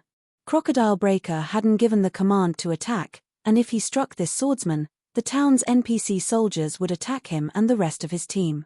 However, after the Tier 2 assassin used shadow steps to appear behind Shifeng and before he could place a tracking mark on the swordsman, a blue light flashed before him. The level 58, Tier 2 assassin's vision faded to black, and his body collapsed to the ground, a piece of equipment appearing next to his corpse. As if space had frozen, the main street fell deathly silent. Everyone only recovered from their daze after a few seconds. What's going on? What just happened? How did that Tier 2 assassin die? Although the spectators saw that the Tier 2 assassin was dead, they didn't understand what had just occurred. The Tier 2 assassin had been charging at Shifeng a moment ago, yet his body had fallen to the ground a second later. "Brother, do you know what just happened?" Cool Summer whispered to Smiling Breeze as she stared at the slain assassin. "I didn't get a clear look, but I think that swordsman is responsible," Smiling Breeze said as he stared at Shifeng, an indescribable shock filling his heart. Despite having reached the trial tower's 7th floor, he had failed to witness Shifeng take action. All he has seen was a blue flash envelop the Tier 2 assassin. To make matters worse, he hadn't been able to react to the situation. He had only realized that Shifeng had acted after the assassin had died. It was unbelievable. Sin Realm's members were just as stunned, unable to believe that their companion had fallen. What did he do? This question consumed their minds. It wouldn't have been as unusual if anyone else had died, but the Tier 2 assassin was one of Sin Realm's top-ranked experts. Why wouldn't they be afraid after watching such an expert die in an instant? "What are you afraid of?" Crocodile Breaker roared. "We're in an NPC town. He attacked us first. The NPC soldiers won't let him off the hook." Crocodile Breaker's reminder snapped his companions out of their daze, and they began to close the distance between them and Shifeng. They planned to distract this swordsman until the NPC soldiers arrived. "Fellow friend, you need to run. You'll be in trouble if you stay until the NPC soldiers arrive," Smiling Breeze hurriedly warned Shifeng. Despite Shifeng's frightening strength, attacking another player in a town was unwise. If the NPC guards captured him, he'd suffer a tragic end. "Run! You think we'll let you get away so easily?" Sin Realm's members sneered at Shifeng as they began to attack. They had been rather apprehensive of making a move, but now that Shifeng had attacked them, the system would determine that this swordsman was the guilty party. If they attacked now, they'd simply be defending themselves. Spells and arrows bombarded Shifeng as Sin Realm's Tier 2 MTS formed a tight circle around Shifeng, leaving no gaps for escape. However, when the spells and arrows struck, they only hit Shifeng's afterimage. Before anyone had time to realize what had happened, Shifeng had appeared beside the approaching Tier 2 MTS, his blades slicing the MT's vital points. Purgatory Pentaslash. Despite targeting Tier 2 MTS, Shifeng ended them in no more than 2 slashes. In the end, 2 Tier 2 MTS died without the chance to activate their life-saving skills.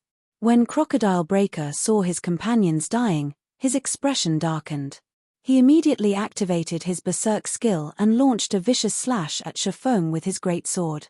Sin Realm's other Tier 2 experts activated their Berserk skills, as well, assisting Crocodile Breaker from the side and aiming to pin Shifeng down.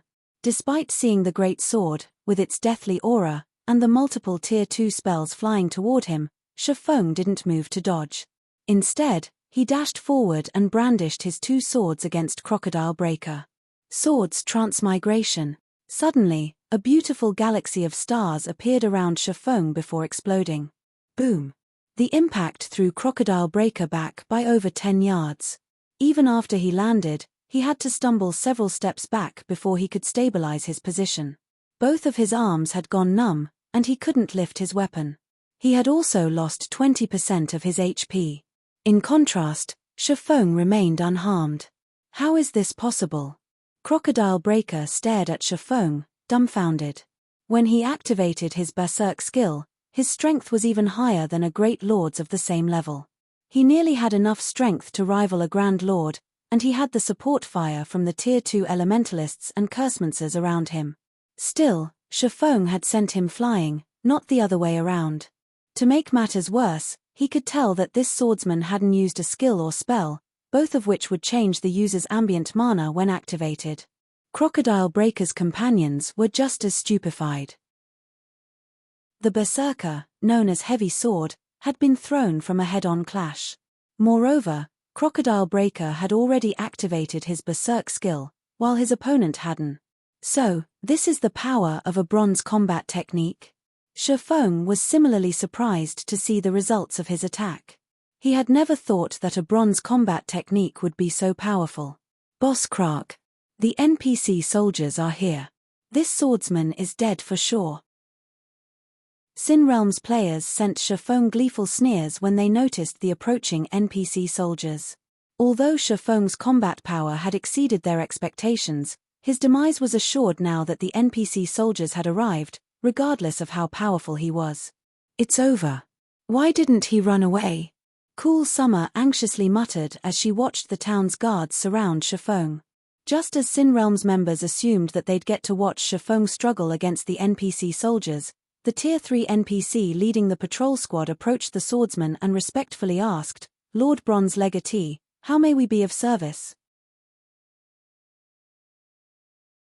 Chapter 1992, Taking Action in Purplethorn's Kingdom. Chapter 1992, Taking Action in Purplethorn's Kingdom. Rows of level 150 NPC stood at attention before Shifeng between him and the street crowded with players. When they heard the level 150, Tier 3 patrol captain's question, the watching players were stunned. How is this possible? Why aren't the soldiers arresting him? Who is that? Is the system bugged? Questions plagued the players' minds, and Sin Realm's members were particularly stupefied. The scene they had just witnessed had thoroughly altered their world view. It was common knowledge in God's domain that any player that attacked another within an NPC town or city would be killed, captured, or both. It was an ironclad rule. Yet, this player had just broken that ironclad rule. In fact, the NPC soldiers, who were supposed to administer justice to Shifeng, treated the swordsman with respect. "Brother, am I dreaming?"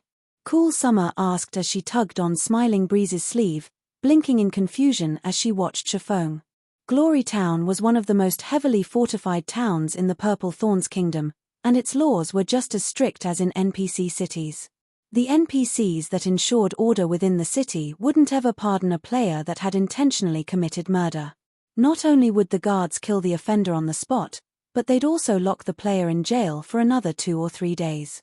Unless one could escape the NPC soldiers' pursuit, avoiding punishment was impossible. Despite hearing his sister's question, Smiling Breeze didn't reply. He was preoccupied with his frustration over this situation. Naturally, Shifeng wasn't particularly surprised by the NPC soldiers' reactions.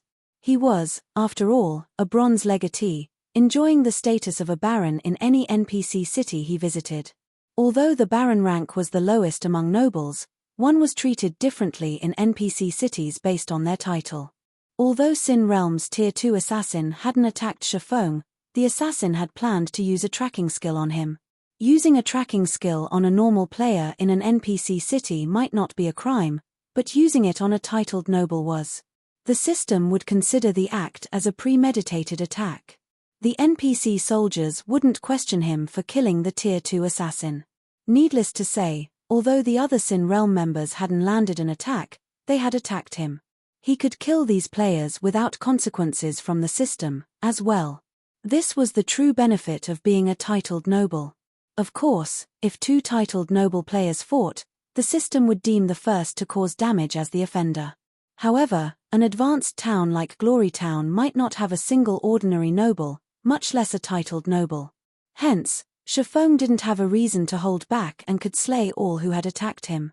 "These people attacked me. What is the most severe punishment they can receive according to the laws?" Shifeng asked the patrol captain, smiling as he gestured to Crocodile Breaker and his minions.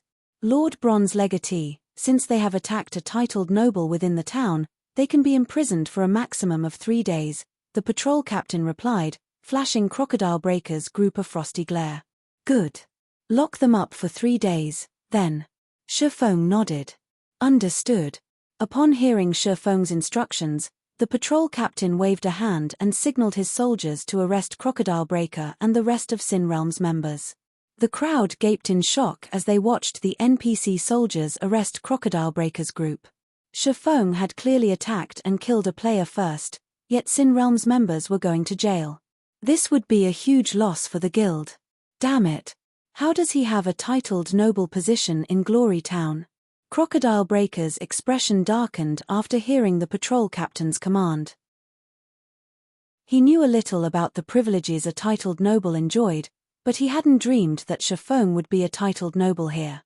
Spending 3 days in jail was far less acceptable to expert players like himself than losing a single level.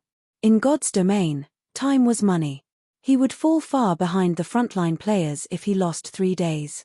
Not only would he fall behind in terms of levels, but his weapons, equipment, and skills would as well. "Boss, what should we do?" Sin Realm's members grew anxious as the NPC soldiers approached. Spending 3 days in jail was akin to being locked out of God's domain for 3 days. To players like them, who had already gotten used to living in God's domain, this outcome was worse than death. "Retreat! Everyone retreat!" Crocodile Breaker shouted. The only way to escape imprisonment was to flee Glory Town. They'd be ruined if the NPC soldiers captured them. As soon as Crocodile Breaker gave the command, the Sin Realm members held nothing back as they used their life-saving tools to flee. Trying to fight the NPC soldiers would be suicidal. The level 150, Tier 2 NPCs could kill them with a single hit. They'd be pulverized. If they fought, not only would they die and lose a level, but they'd still be stuck in prison for 3 days. When Smiling Breeze and Cool Summer saw Sin Realm's members turn and run, they couldn't help but breathe a sigh of relief. Now that these guild players were gone, they could escape danger. At worst, they would have to leave the Purple Thorns Kingdom. Although doing so would waste the investments they had poured into the kingdom, it was a better option than being hounded and killed by Sin Realm's members. However, as Crocodile Breaker fled, he retrieved a magic scroll from his bag and activated it. Suddenly, a pitch-black magic array formed above the main street, radiating a dense, lethal aura. The aura extended toward Shifeng and the two siblings so quickly that it was almost impossible to evade. However, the aura didn't inflict any damage, but left Shifeng and the sibling pair a debuff. The Death Mark. No matter where the marked players ran, the Death Mark would reveal their location to Crocodile Breaker during the next 12 hours.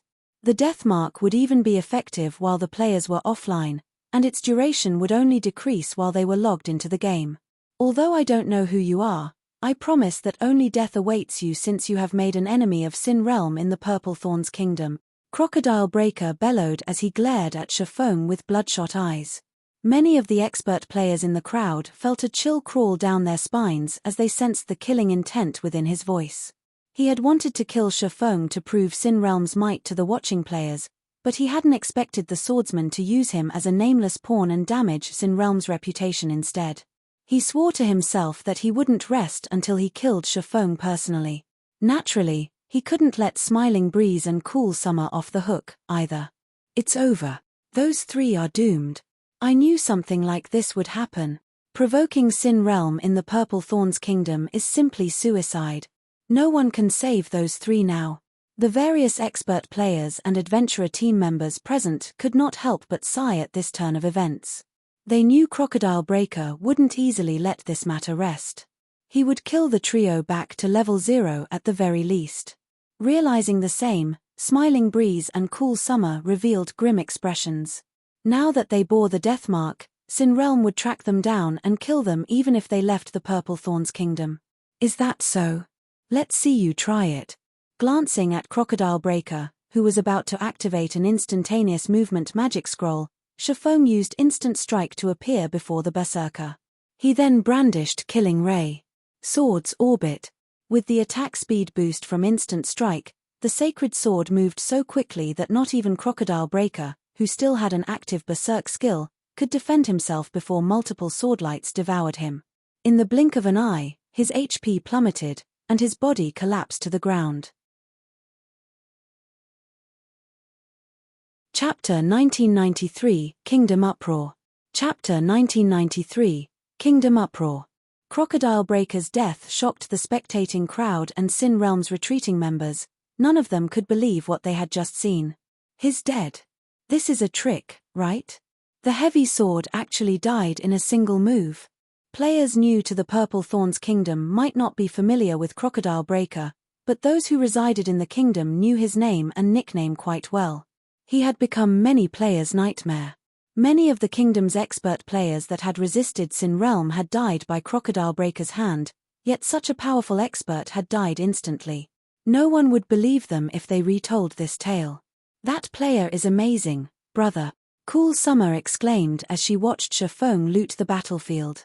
He might even be stronger than you. Eminem. His swordsmanship is so fast. Smiling Breeze nodded in agreement. Shifeng's performance had shocked him, as well. I've seen almost every top-ranked swordsman in the kingdom in action, but none of them are close to his level. Just who is he? Not only was he a Tier 2 player, but he was also an assassin, the class famed for its speed, but he hadn't been able to keep up with Shifeng's attack. He hadn't even caught the moment this swordsman had executed the skill. By the time he had realized what was happening, Shifeng's attack was over, and Crocodile Breaker was dead. When he tried to put himself in Crocodile Breaker's shoes, he doubted that he'd be able to activate Vanish, an almost instantaneous life-saving skill, in time.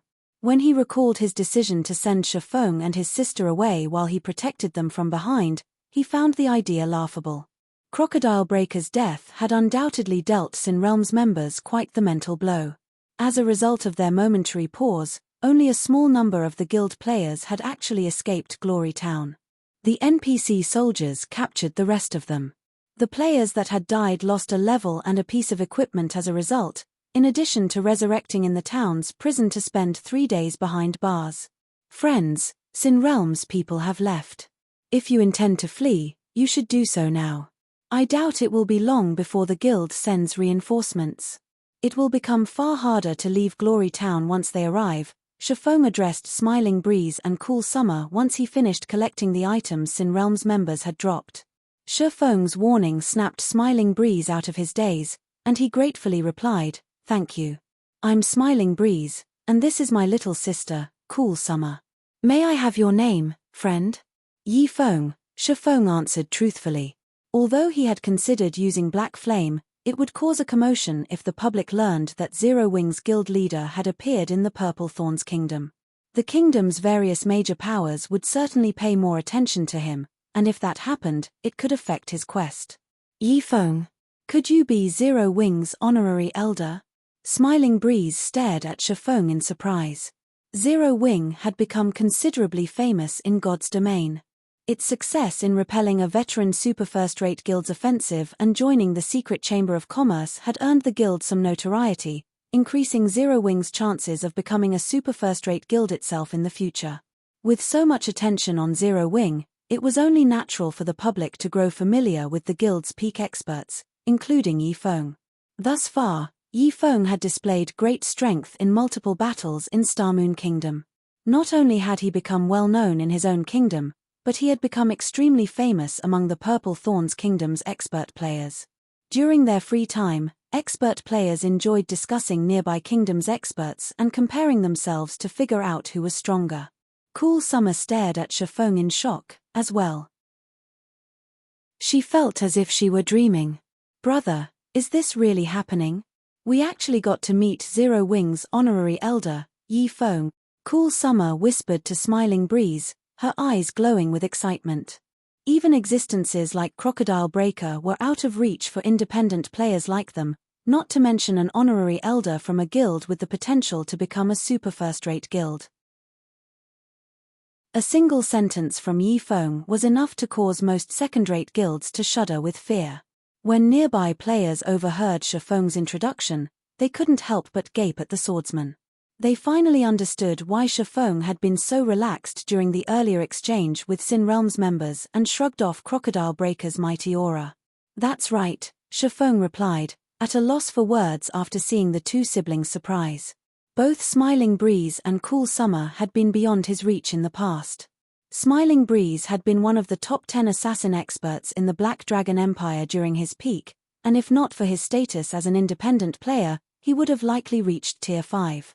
As for Cool Summer, she had only been a step away from becoming a Grandmaster Alchemist. Second-rate guilds hadn't had a prayer of encountering her, and even first-rate guilds had treated her like a VIP, doing almost anything to recruit her. "May I know what plans you two have after this?" Shifeng asked. "Remaining in the Purple Thorns Kingdom is no longer possible now that we have a tracking mark on us. We'll probably head over to the Black Dragon Empire and check out the situation there," Smiling Breeze replied, sighing. "The Black Dragon Empire?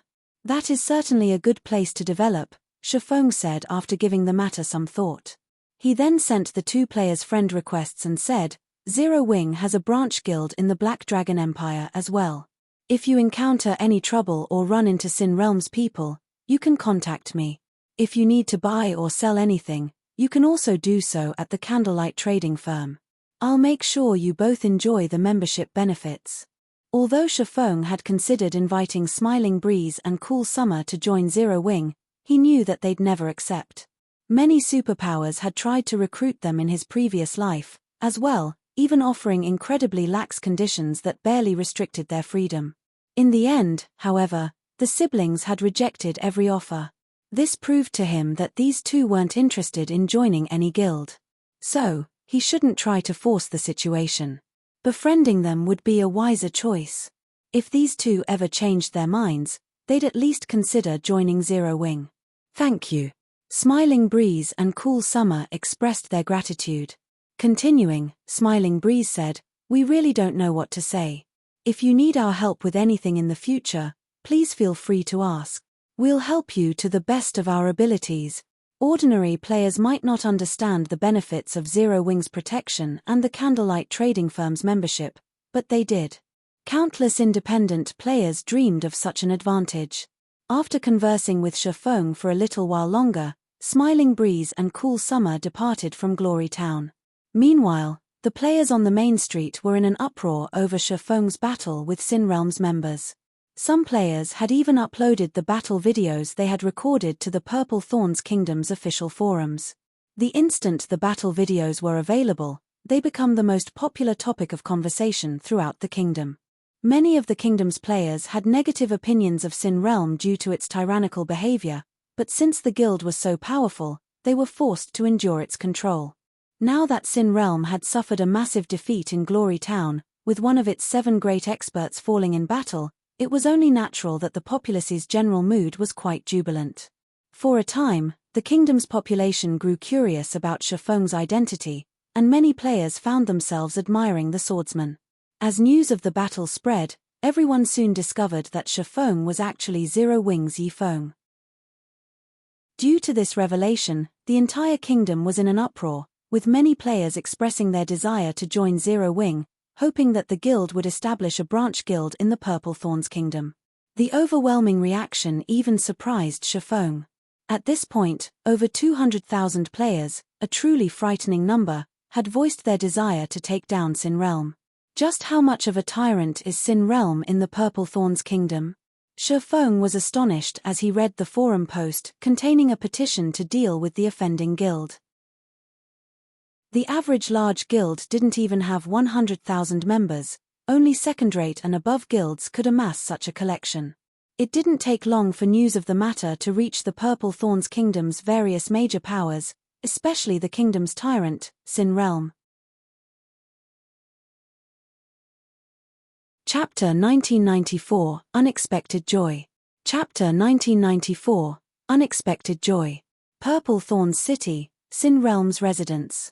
The glorious, magnificent guild hall was hectic due to the incident in Glory Town. The guild members in the building struggled to control their bloodlust after learning about the defeat, and some players had even tried to form an expedition to flatten Glory Town. Meanwhile, Sin Realm's upper echelons had gathered in the guild leader's office. Guild leader, we've looked into the situation.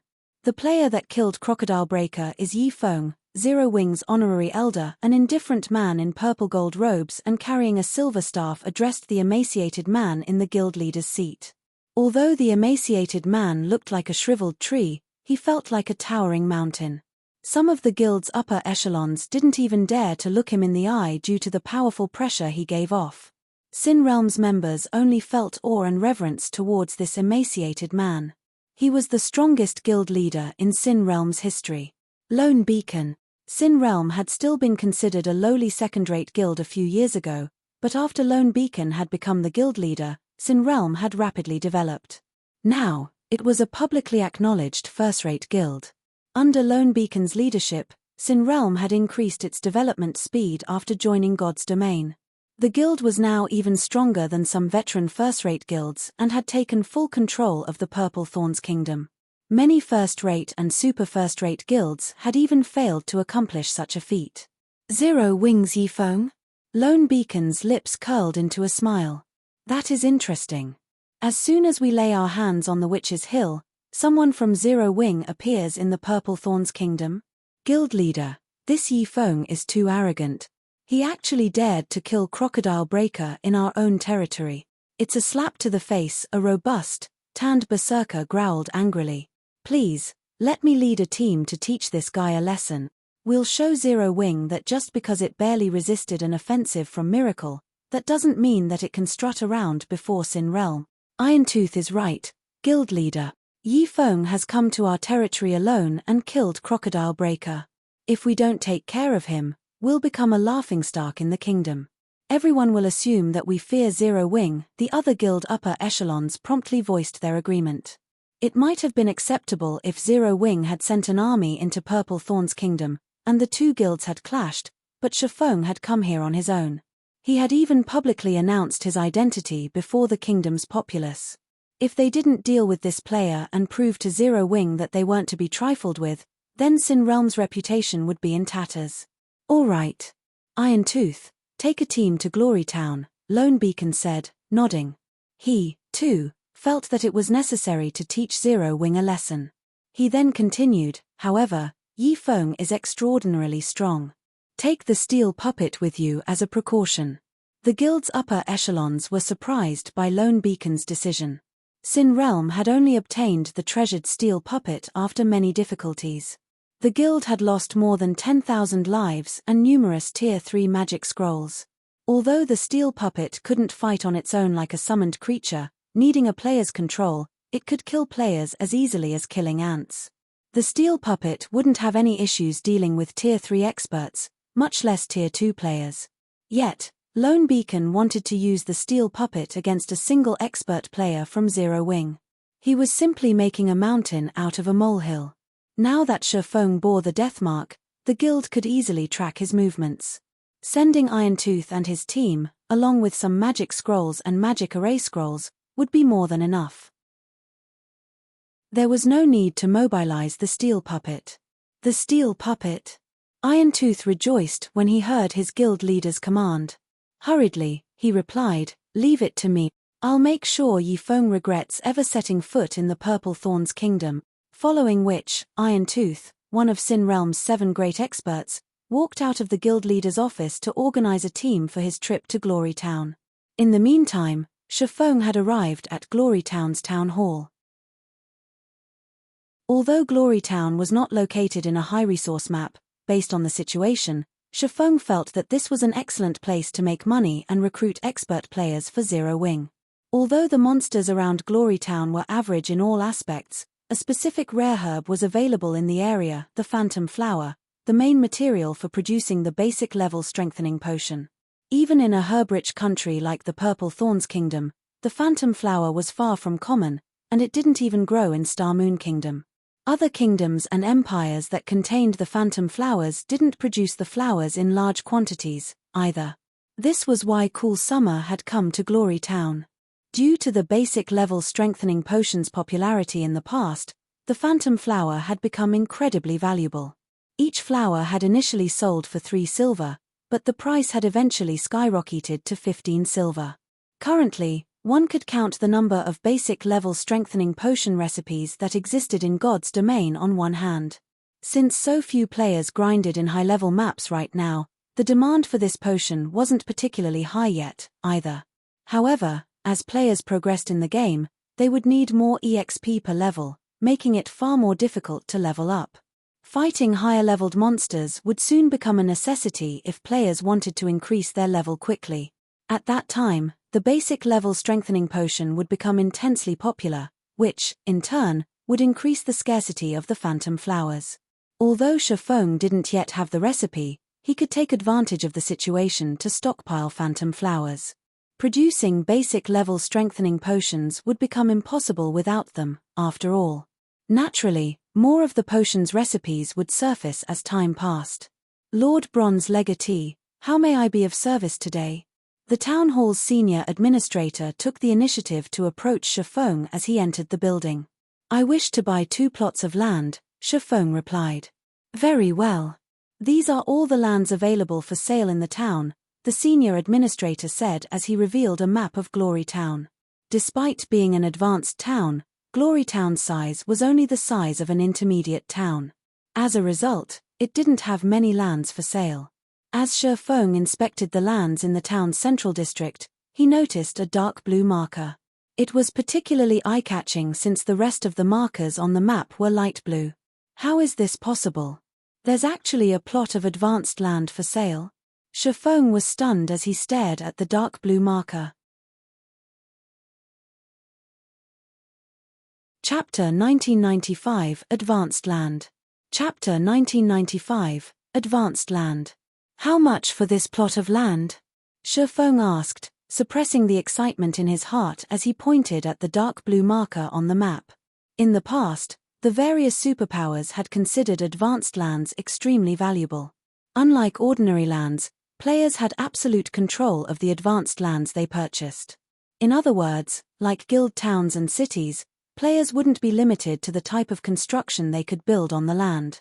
Instead of building shops, guild residences, or private houses, players could construct auction houses or battle arenas. Though, only a fool would build a battle arena in an NPC town, as doing so would not yield any profits. NPC towns didn't have much mana, and a battle arena wouldn't provide enough benefits to the players training within without a high mana density. The wisest way to use a plot of advanced land was to build an auction house. Auction houses couldn't be constructed on ordinary lands, and NPC towns didn't usually possess auction houses. Of course, player-constructed auction houses didn't hold much attraction for players. They were already available in NPC cities, and every NPC town and city had a teleportation hall, allowing players to travel from one location to another easily. Moreover, NPC auction houses were usually connected with multiple other NPC auction houses, which allowed players to sell and purchase items from multiple NPC cities. In contrast, player-constructed auction houses were only connected with other auction houses the player owned. However, player-constructed auction houses had an advantage that NPC auction houses lacked: the freedom to choose the form of currency required. Instead of coins, players could use credits or magic crystals. Many of God's Domain's players dreamed of earning real-world money through the game, but transactions involving credits and in-game items were troublesome.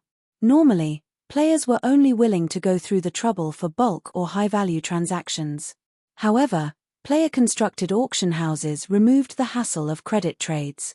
The services player-constructed auction houses offered were convenient for small transactions, and the guilds operating the auction houses could collect processing fees, earning a large sum of credits.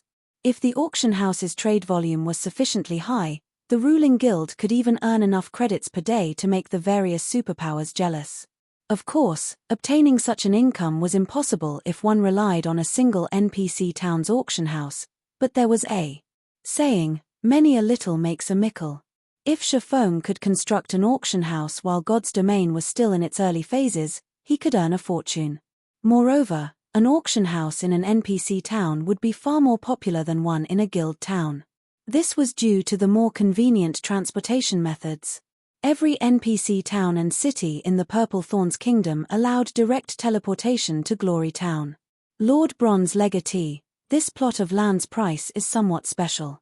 In addition to 14,000 gold, you'll also have to pay 300 mana stones and 300 pure magic cores if you wish to purchase it, the senior administrator said.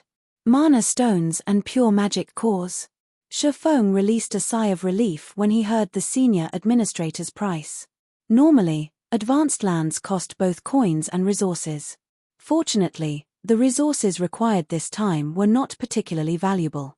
Shafong could easily synthesize mana stones from magic crystals, and he could collect pure magic cores from killing level 50+ Great Lord ranked demonic beasts.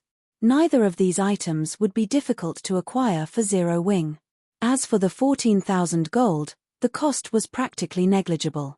0 wing had earned quite a bit of profit recently, and he had the compensation the Black Dragon Empire's various large guilds had paid for their transgressions. Even though most of the compensation had been paid in materials and lands, quite a few guilds had paid with coins. Overall, Shafong currently had over 170,000 gold in his pockets. This was also why he had decided to activate a super large-scale neutral city. After speaking with the senior administrator, Shafong contacted Melancholic Smile and had her send some manpower to Glory Town. He also instructed her to send mana stones and pure magic cores. In less than an hour, Shafong had received the required 300 mana stones and 300 pure magic cores. He then purchased the advanced land, in addition to 2 plots of ordinary lands, spending a total of 18,000 gold. After purchasing the lands, Shafong used the auction house design, which the guild had recently acquired, and instructed his guild's architects to construct the auction house on the advanced land. He then spent another 5,000 gold to construct a guild residence and a shop on the 2 plots of ordinary land. Suddenly, 3 extremely eye-catching buildings rose within Glory Town. The candlelight trading firm was especially impressive, and although it wasn't as majestic as the advanced auction house, it was a 3-story building. Moreover, it occupied just as much area as 0 Wing's new residence. Glory Town's players immediately noticed the appearance of 0 Wing's residence and the candlelight trading firm. The town wasn't particularly large, after all, and none of the town's lands had been purchased by any major powers.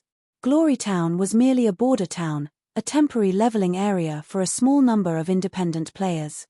There was no real value to purchasing the lands here. Why is there a player-constructed auction house? Didn't they say that it wasn't possible to construct auction houses in NPC towns? Zero Wing is so awesome. It has even pulled off something like this. But what's the point in constructing an auction house here? Player-constructed auction houses don't usually have a lot of items for sale. The customer base is so much smaller than NPC auction houses, so there isn't much point in using a player-constructed one. True, but isn't Zero Wing Star Moon Kingdom's overlord? It also has a big city like Zero Wing City. This auction house here should be connected to the one there. If that's the case, it should have a lot of items for sale. Glory Town's players were all curious about the candlelight auction house that now graced their town. They immediately entered to inspect the building and its services. However, once players examined the items for auction, they were stupefied. The candlelight auction house had just as many items as the auction houses in NPC cities. Most importantly, many items could also be purchased with either coins or credits. Players could even spend credits to buy a single piece of bronze ore. This discovery excited the players that didn't have many coins but had spare credits lying around. Moreover, the weapons and equipment the candlelight auction house offered were much cheaper. Amazing. The candlelight auction house is simply amazing. Crap. There are so many pieces of level 55 mysterious iron equipment for sale. You won't even find this many in NPC cities' auction houses. Everyone's eyes turned bloodshot as they read through the item lists in the candlelight auction house. Meanwhile, news of Glory Town's new auction house soon reached the Purple Thorns Kingdom's official forums with a particularly eye-catching title. Candlelight Auction House appears in Glory Town. Chapter 1996, Popular Auction House. Chapter 1996, Popular Auction House. Due to the appearance of the Candlelight Auction House, the players viewing the Purple Thorn Kingdom's official forums were in an uproar, especially the ordinary independent players. Once they read the forum thread, they headed to Glory Town. Normally, these independent players struggled to earn money, yet God's Domain had many aspects that required coins. Exchanging credits for coins wasn't easy either since most workshops and money farming teams sold coins at a minimum of 5 gold. Sellers very rarely sold small amounts, such as 50 silver or 1 gold. Players from ordinary households couldn't afford to spend the credits on 5 gold, and although they were willing to purchase individual pieces of bronze or mysterious iron equipment with credits, such opportunities were incredibly rare.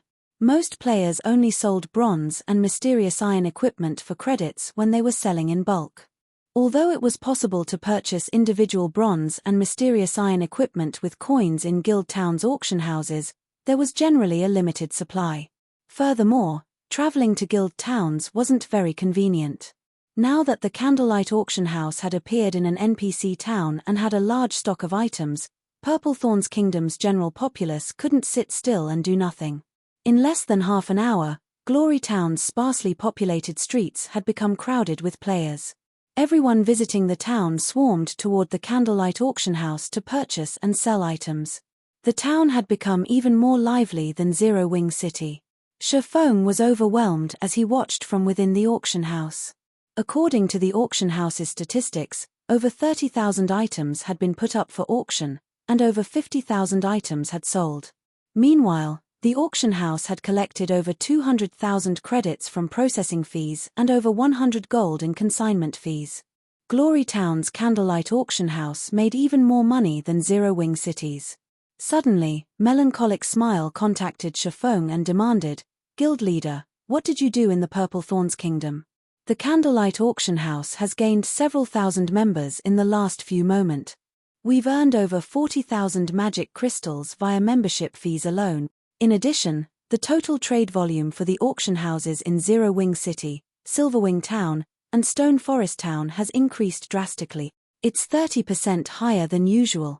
The auction houses in Zero Wing City, Silverwing Town, and Stone Forest Town were some of Zero Wing's main income sources. However, The trade volume for these auction houses had increased by 30% and continued to rise. At this rate, the 3 auction houses would soon generate half of Zero Wing's credit income. At that time, Zero Wing would no longer have to sell secret silver and fine gold weapons and equipment to maintain the training ground. The guild might even be able to afford to recruit more internal members. A 30% increase in trade volume? Shifeng chuckled. That's only the beginning. If everything goes smoothly, we should see an increase of 70% at the very least. Oh, right. Send someone out to collect phantom flowers. As long as they don't cost more than 5 silver per stalk, buy as many as possible. An ordinary guild city couldn't compare to the convenience of owning an advanced land in an NPC town or city.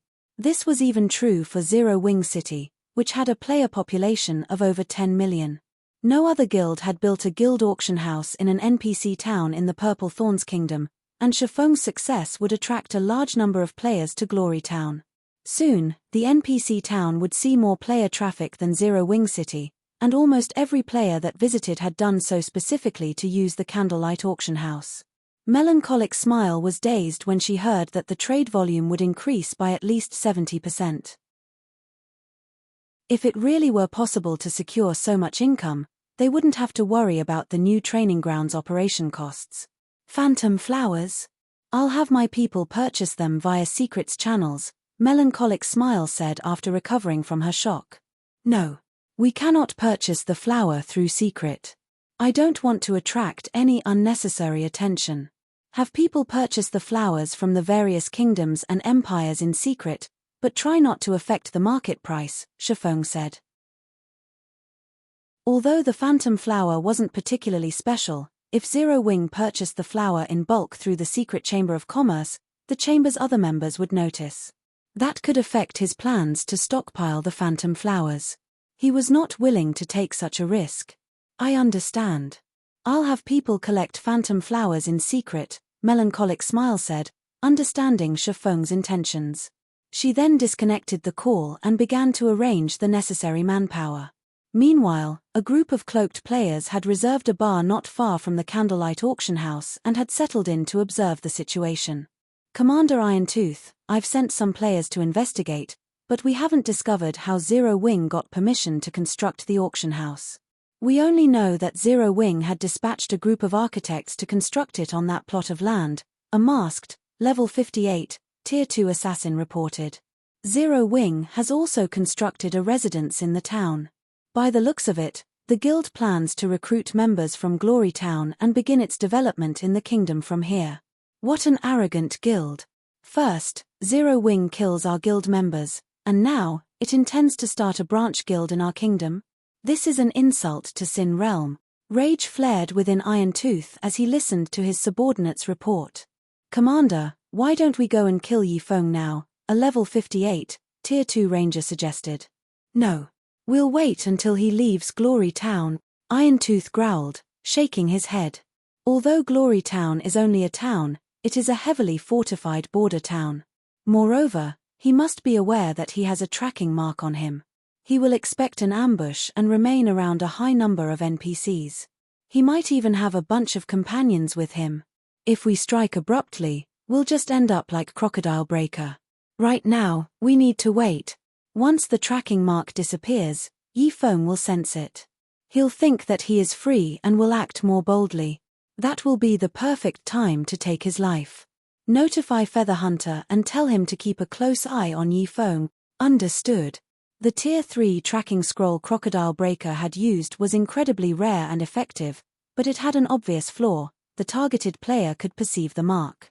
However, Sin Realm used such a tracking scroll for that reason, letting their prey know that they were being tracked and hunted.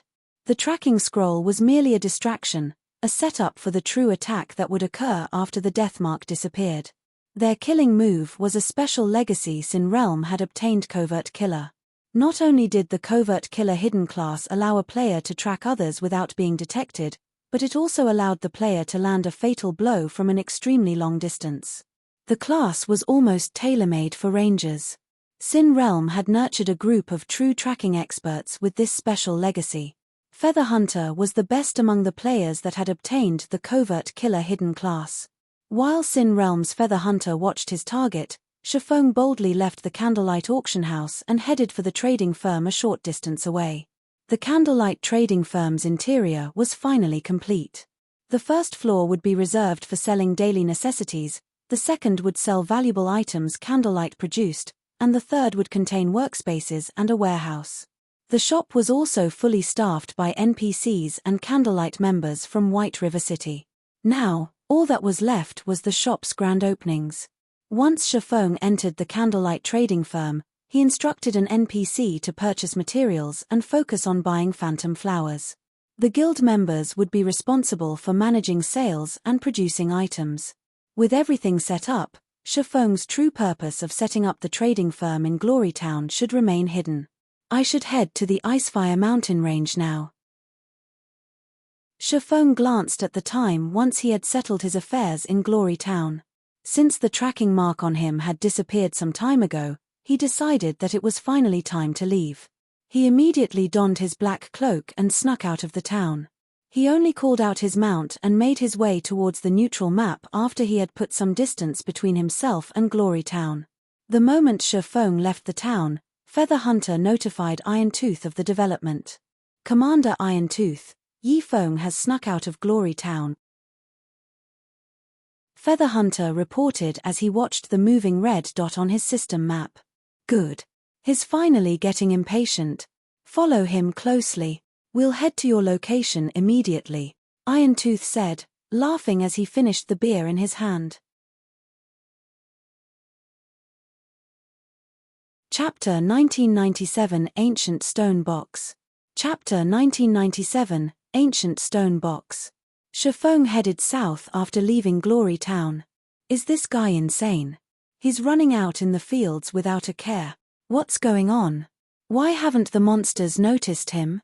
The players grinding in the fields were astonished as they watched Shifeng brazenly charge through the wilderness. They were stunned further when they realized that the high-level monsters nearby completely ignored the swordsman, while some actively avoided him.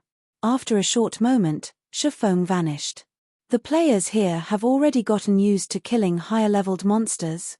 As Shifeng rode through the wilderness on his mount, he noticed many parties fighting in the wild.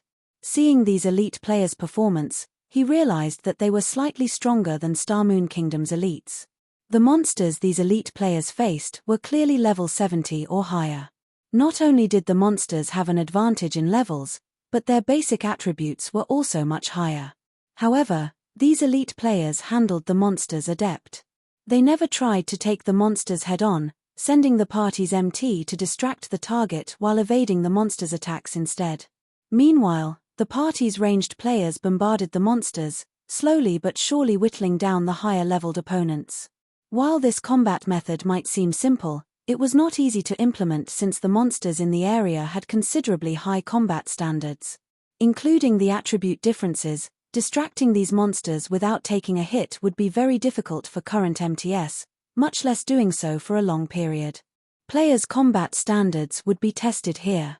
However, despite their excellent performances, the best these players could manage was grinding in Glorytown's nearby maps. The farther they were from Glorytown, the stronger the monsters would be. Players would encounter more than just special elites and chieftains, they'd also run into lords and high lords. Even level 60, tier 2 experts would have to flee from level 70 plus lords and high lords, not to mention tier 1 players.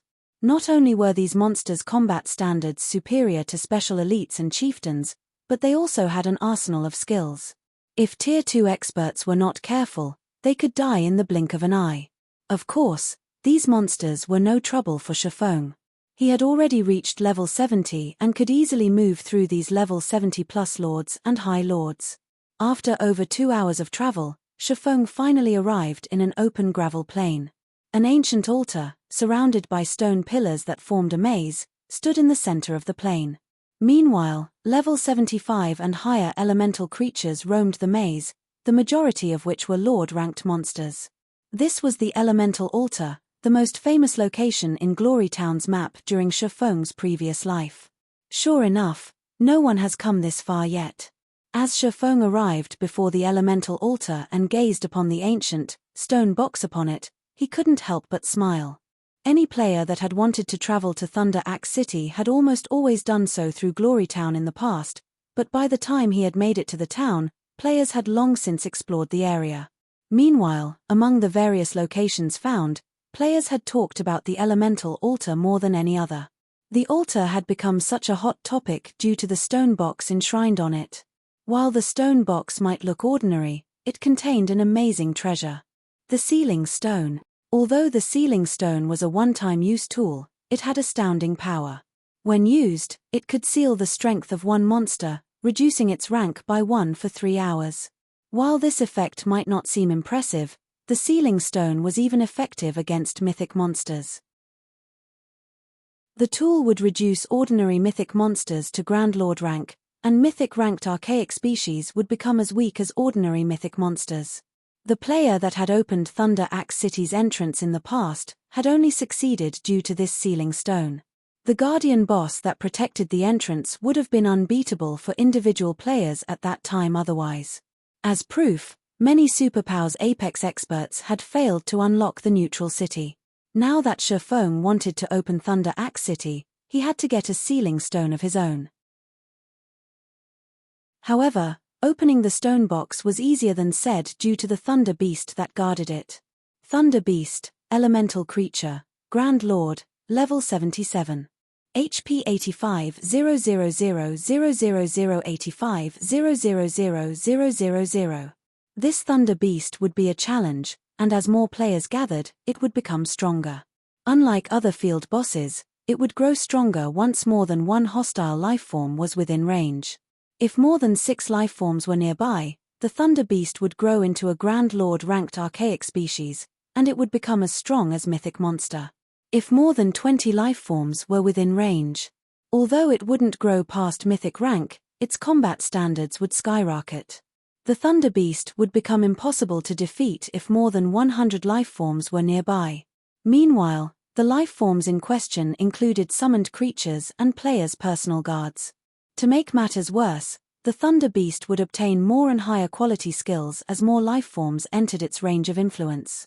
Because of this, the Thunder Beast had remained undefeated even after many guild experts had reached level 70 in the past. The sealing stone had only been discovered after a level 75 peak expert had visited the elemental altar and defeated the boss with special tools in hand. Although Shifeng had yet to reach level 75, he had incredibly powerful outside help. Following which, Shifeng took out the Bible of Darkness and summoned a level 85, Tier 3 lava demon. When the lava demon emerged, the surrounding temperature rose sharply due to the molten lava that covered its body, creating a natural domain. The lava demon was fond of melee combat, and while it might not be able to contend with a Grand Lord of the same level, it shouldn't have any issues against a Grand Lord 8 levels lower with the Bible of Darkness's strengthening effects. Go! Shifeng commanded, gesturing at the Thunder Beast that slumbered beside the elemental altar. The lava demon released a war cry before charging at the Thunder Beast, appearing before the Grand Lord in an instant and activating the Tier 3 taboo skill, Lava Claw. By the time the Thunder Beast woke from its slumber, the lava demon's claw had struck the monster's lightning-formed body. Roar! The Thunder Beast cried out in agony, instantly losing more than 2 million HP due to Lava Claw's weakening effect. The Thunder Beast's basic attributes dropped by 10% as well. However, not one to be outdone, the Thunder Beast responded with a swipe of its tail, sending a whip of lightning at the lava demon. Tier 3 skill, Lightning Annihilation. With just one swing of its tail, the Thunder Beast launched a lightning attack in a 100-yard cone. Even a Tier 2 metric tons of the same level with an active life-saving skill would barely survive the attack if they were on the receiving end. Any other class would die. Fortunately, the skill was nothing to the lava demon. The summoned demon only lost a little over L5 of its 24 million HP. Shifeng finally made his move after the lava demon and Thunder Beast struggled against each other for some time. Activating Instant Strike, he appeared beside the Thunder Beast and bombarded the Grand Lord with his attacks. Shadow Blade, Purgatory Pentaslash, Flame Burst, Phantom Kill. Shifeng used one skill after another, each hit dealing tens of thousands of damage, with some even dealing over -100,000. The Thunder Beast's HP began to plummet. 90%. 70%. 50%.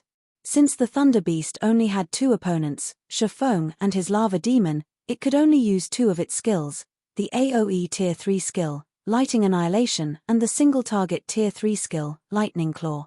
Against Shifeng, a player with the strength to rival a great lord of the same level, the Thunder Beast could only watch, helpless, as it continued to lose HP. In the end, Shifeng activated Divine Providence and landed the killing blow when the Thunder Beast's HP fell below 1%. The Grand Lord's body then dispersed as countless arcs of lightning, vanishing from the elemental altar. Chapter 1998, Sin Realms So Much EXP. Chapter 1998, Sin Realms So Much EXP. Shifeng stared at his experience bar in astonishment. After the Thunder Beast had died, his experience bar had increased by 11%. If he were grinding normally, he'd need at least half a day to earn that much EXP, but he had gained so much after less than 20 minutes. When he remembered that the Thunder Beast as a special boss, so much EXP made sense.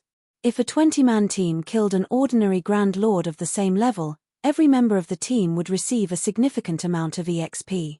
Not only was the Thunder Beast 7 levels higher than Shifeng, but he had also killed the Grand Lord without help, monopolizing the awarded EXP. It was only natural that he received so much. Any other level 70 player would have likely gained enough EXP to fill 20% of their experience bar. When the Thunder Beast had fallen, it had also dropped over 30 items, filling Shifeng with delight. Past level 50, even ordinary mythic field bosses only dropped around 30 to 40 items. Although he was responsible for the Thunder Beast's first kill, 30 items were still impressive. Meanwhile, over half of the items were materials, and all of them were unique materials from the Thunder Beast's body. Thunder Skin, Epic Rank Material.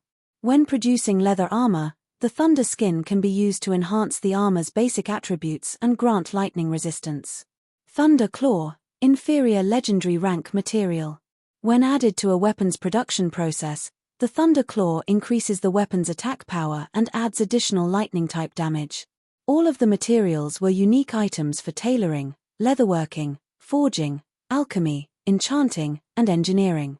Every one of these items was incredibly valuable. The Thunder Claw was just as valuable as an ordinary epic weapon since materials that altered a weapon's damage to lightning type were particularly rare. Any weapon that could use lightning would ignore a significant amount of defense unless the target had very high lightning resistance, but equipment that provided that resistance was just as rare. Melee players in the past had dreamed of enlisting a master forger to create a custom weapon with lightning-type damage for them. With such a weapon, players would have a massive advantage when fighting monsters or players. As expected of a unique boss. Its loot is amazing. Shifeng's eyes glowed as he gazed at the weapons and equipment the Thunder Beast had dropped. The Thunder Beast had dropped a total of 7 weapons and equipment. 6 pieces were level 70 equipment, of which 3 were fine gold rank, and 3 were secret silver rank. Of the 3 fine gold equipment pieces, 1 was a cloth chest piece, 1 was a pair of leather pants, and 1 was a pair of plate armor boots. The lightning combat boots pleased Shifeng the most. Although the cloth armor and leather pants were good, they weren't quite as powerful as the boots. Not only did the lightning combat boots add 10 points of lightning resistance, but they also possessed a powerful additional active skill called Lightning's Shadow. When activated, the skill transformed the wearer into a streak of lightning for 10 seconds. Players wouldn't be able to attack during this time, but they would move as fast as lightning. If the player attacked during the transformation, they'd revert to their original state. The skill also had a 10-minute cooldown. This skill would undoubtedly make up for a plate armor class's lack of mobility. Whether the player used the skill to chase an opponent or flee, it would be exceptionally effective. Moreover, the lightning combat boots' basic attributes were even higher than those on the level 60 fine gold boots Shifeng currently wore. Without hesitation, Shifeng switched his current boots for the lightning combat boots, gaining more than 20 points to his basic attributes overall. Although the increase was minor, The additional skill, which would drastically increase his survivability, was far more important. Level 70 experts would covet the 3 pieces of level 70 secret silver equipment since each item offered lightning resistance. Not only would the resistance protect the wearer from lightning-type damage, but they'd also have more defense against skills and spells that inflicted numbing effects. The 3 pieces were even more valuable than ordinary level 70 fine gold equipment.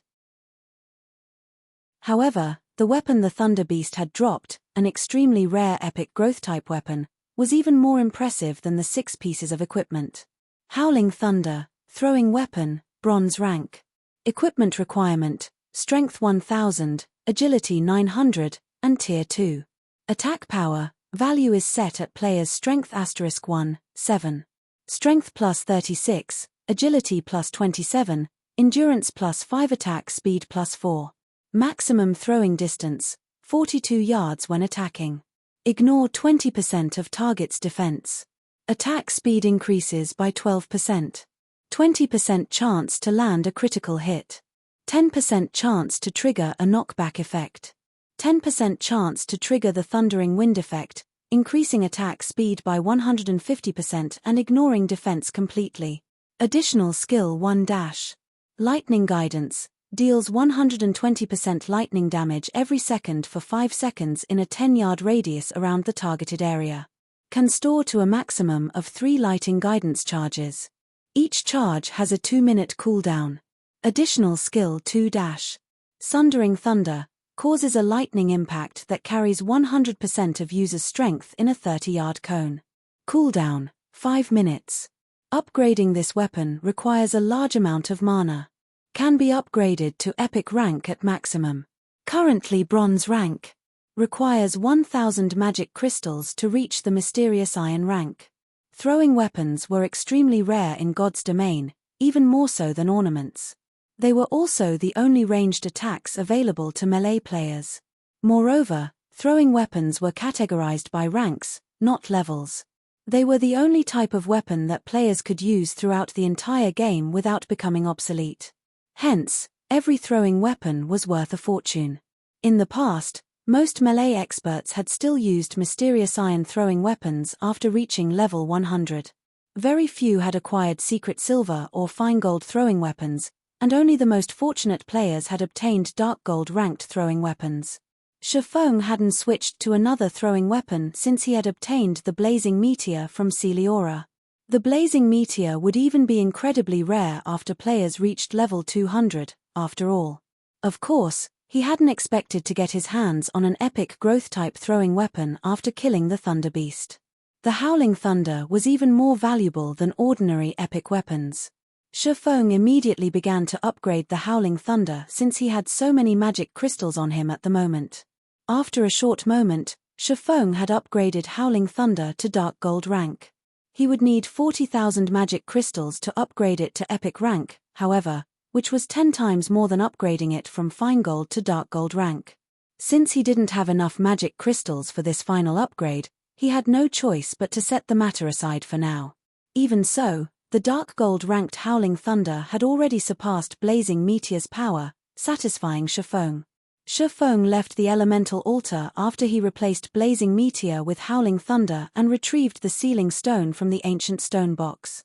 However, as he was about to use the 7 Luminaries ring to teleport to the Icefire mountain range, a gigantic magic array appeared above him, forming a magic barrier that enveloped the area around Shifeng.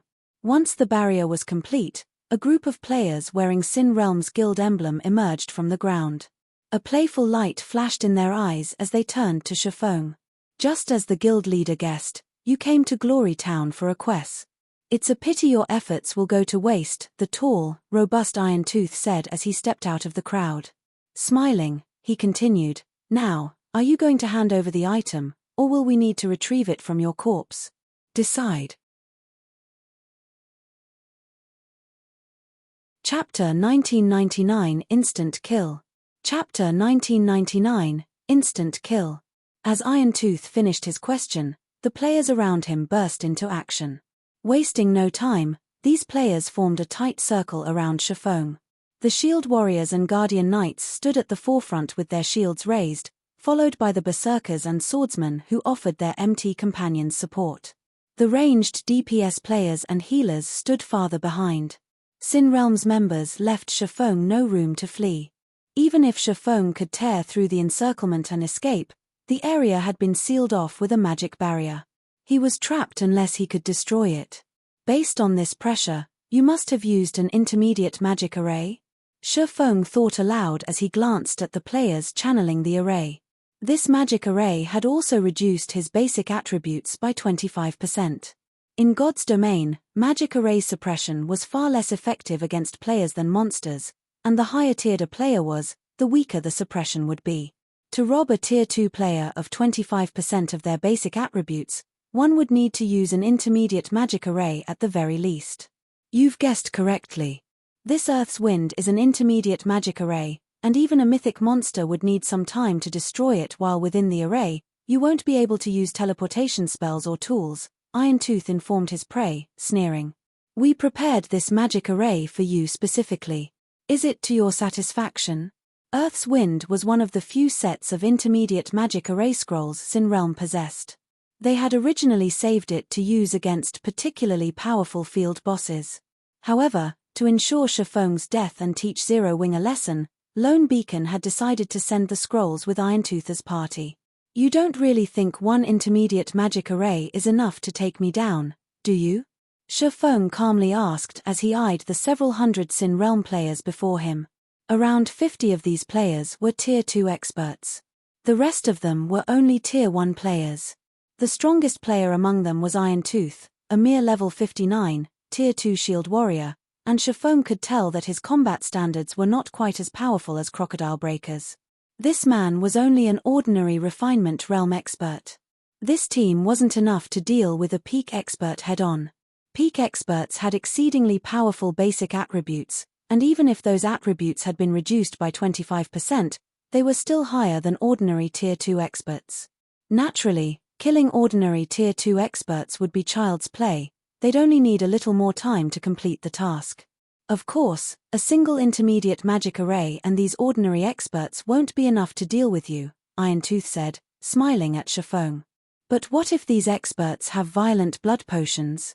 Earth's Wind would suppress Tier 2 experts' basic attributes by 25%, but a peak expert could still easily annihilate ordinary experts of the same level and tier while subjected to the array's effects. A 100-man team of ordinary Tier 2 experts still wouldn't be enough to take Shifeng down. This team would need over a dozen refinement realm experts working together to have any chance of victory. Although Sin Realm did not have that many refinement realm experts, it did have the extremely valuable violent blood potions. Sin Realm had gone to great lengths to obtain the recipe for this potion, and after consuming it, players would gain an additional 1,200 points to every basic attribute. Moreover, these attribute points would add to players' base attributes. With their weapons and equipment's percentage modifiers, the potion's effects would be even greater. Meanwhile, the violent blood potion had a 20-second duration and 5-minute cooldown. An ordinary Tier 2 expert would instantly gain the combat power of peak experts after drinking the potion. Unfortunately, the materials to produce the violent blood potion were incredibly rare and valuable, and not even an advanced alchemist would have a high success rate when brewing it. To ensure Shifeng's defeat, Irontooth had specifically received 4 violent blood potions from the guild. With 4 peak experts and an intermediate magic array suppression, they could even kill a superpowers apex expert, much less Shifeng. When Irontooth had finished speaking, 3 Tier 2 experts near him took out their violent blood potions and drank them. The intensity of the trio's auras instantly skyrocketed. The 3 Tier 2 players in question were a berserker, a swordsman, and an assassin. In this lineup, the berserker would act as the MT, the swordsman would offer support, and the assassin would find the opportunity to land the final blow. Yifeng, today, we will prove to you and Zero Wing that resisting an attack from Miracle doesn't mean that you can stand up to Sin Realm, Irontooth bellowed as he pointed at Shifeng. Go. Kill this arrogant fool. The trio then advanced on Shifeng. The berserker used charge, the swordsman used wind blade, and the assassin entered stealth. The violent blood potion? Watching the approaching berserker and swordsman, Shifeng retrieved Howling Thunder and flicked it. Sundering thunder. Countless arcs of lightning then surged forth. Once Shifeng had upgraded the throwing weapon to Dark Gold rank, Howling Thunder's skills had considerably improved. Now, Sundering Thunder could exert 180% of its user's strength and covered a 45-yard cone. The attack's speed was also extraordinary. The attack caught the charging trio off guard. The impact sent all three flying while their HPs rapidly decreased. The Sin Realm members that had stood behind the trio had suffered an even more tragic fate. The Tier 1 players within Sundering Thunder's range died instantly. Only Tier 2 players had survived the attack, although their HPs had fallen to a critical level. While Sin Realm's players were stunned, Shifeng took the opportunity to throw Howling Thunder a second time. Lightning Guidance. Suddenly, 3 arcs of lightning charred the ground beneath the 3 Tier 2 experts that had consumed the violent blood potions. Numerous arcs of lightning then descended from the sky and bombarded the area around the trio. Boom! Boom! Boom! Since Lightning Guidance was an AoE attack, players could only evade it by escaping its range. Meanwhile, numbed by Sundering Thunder's effects, the 3 Tier 2 experts had no hope of dodging out of Lightning Guidance's range before the skill struck. The expert trio lost their remaining HP to the skill after 3 seconds.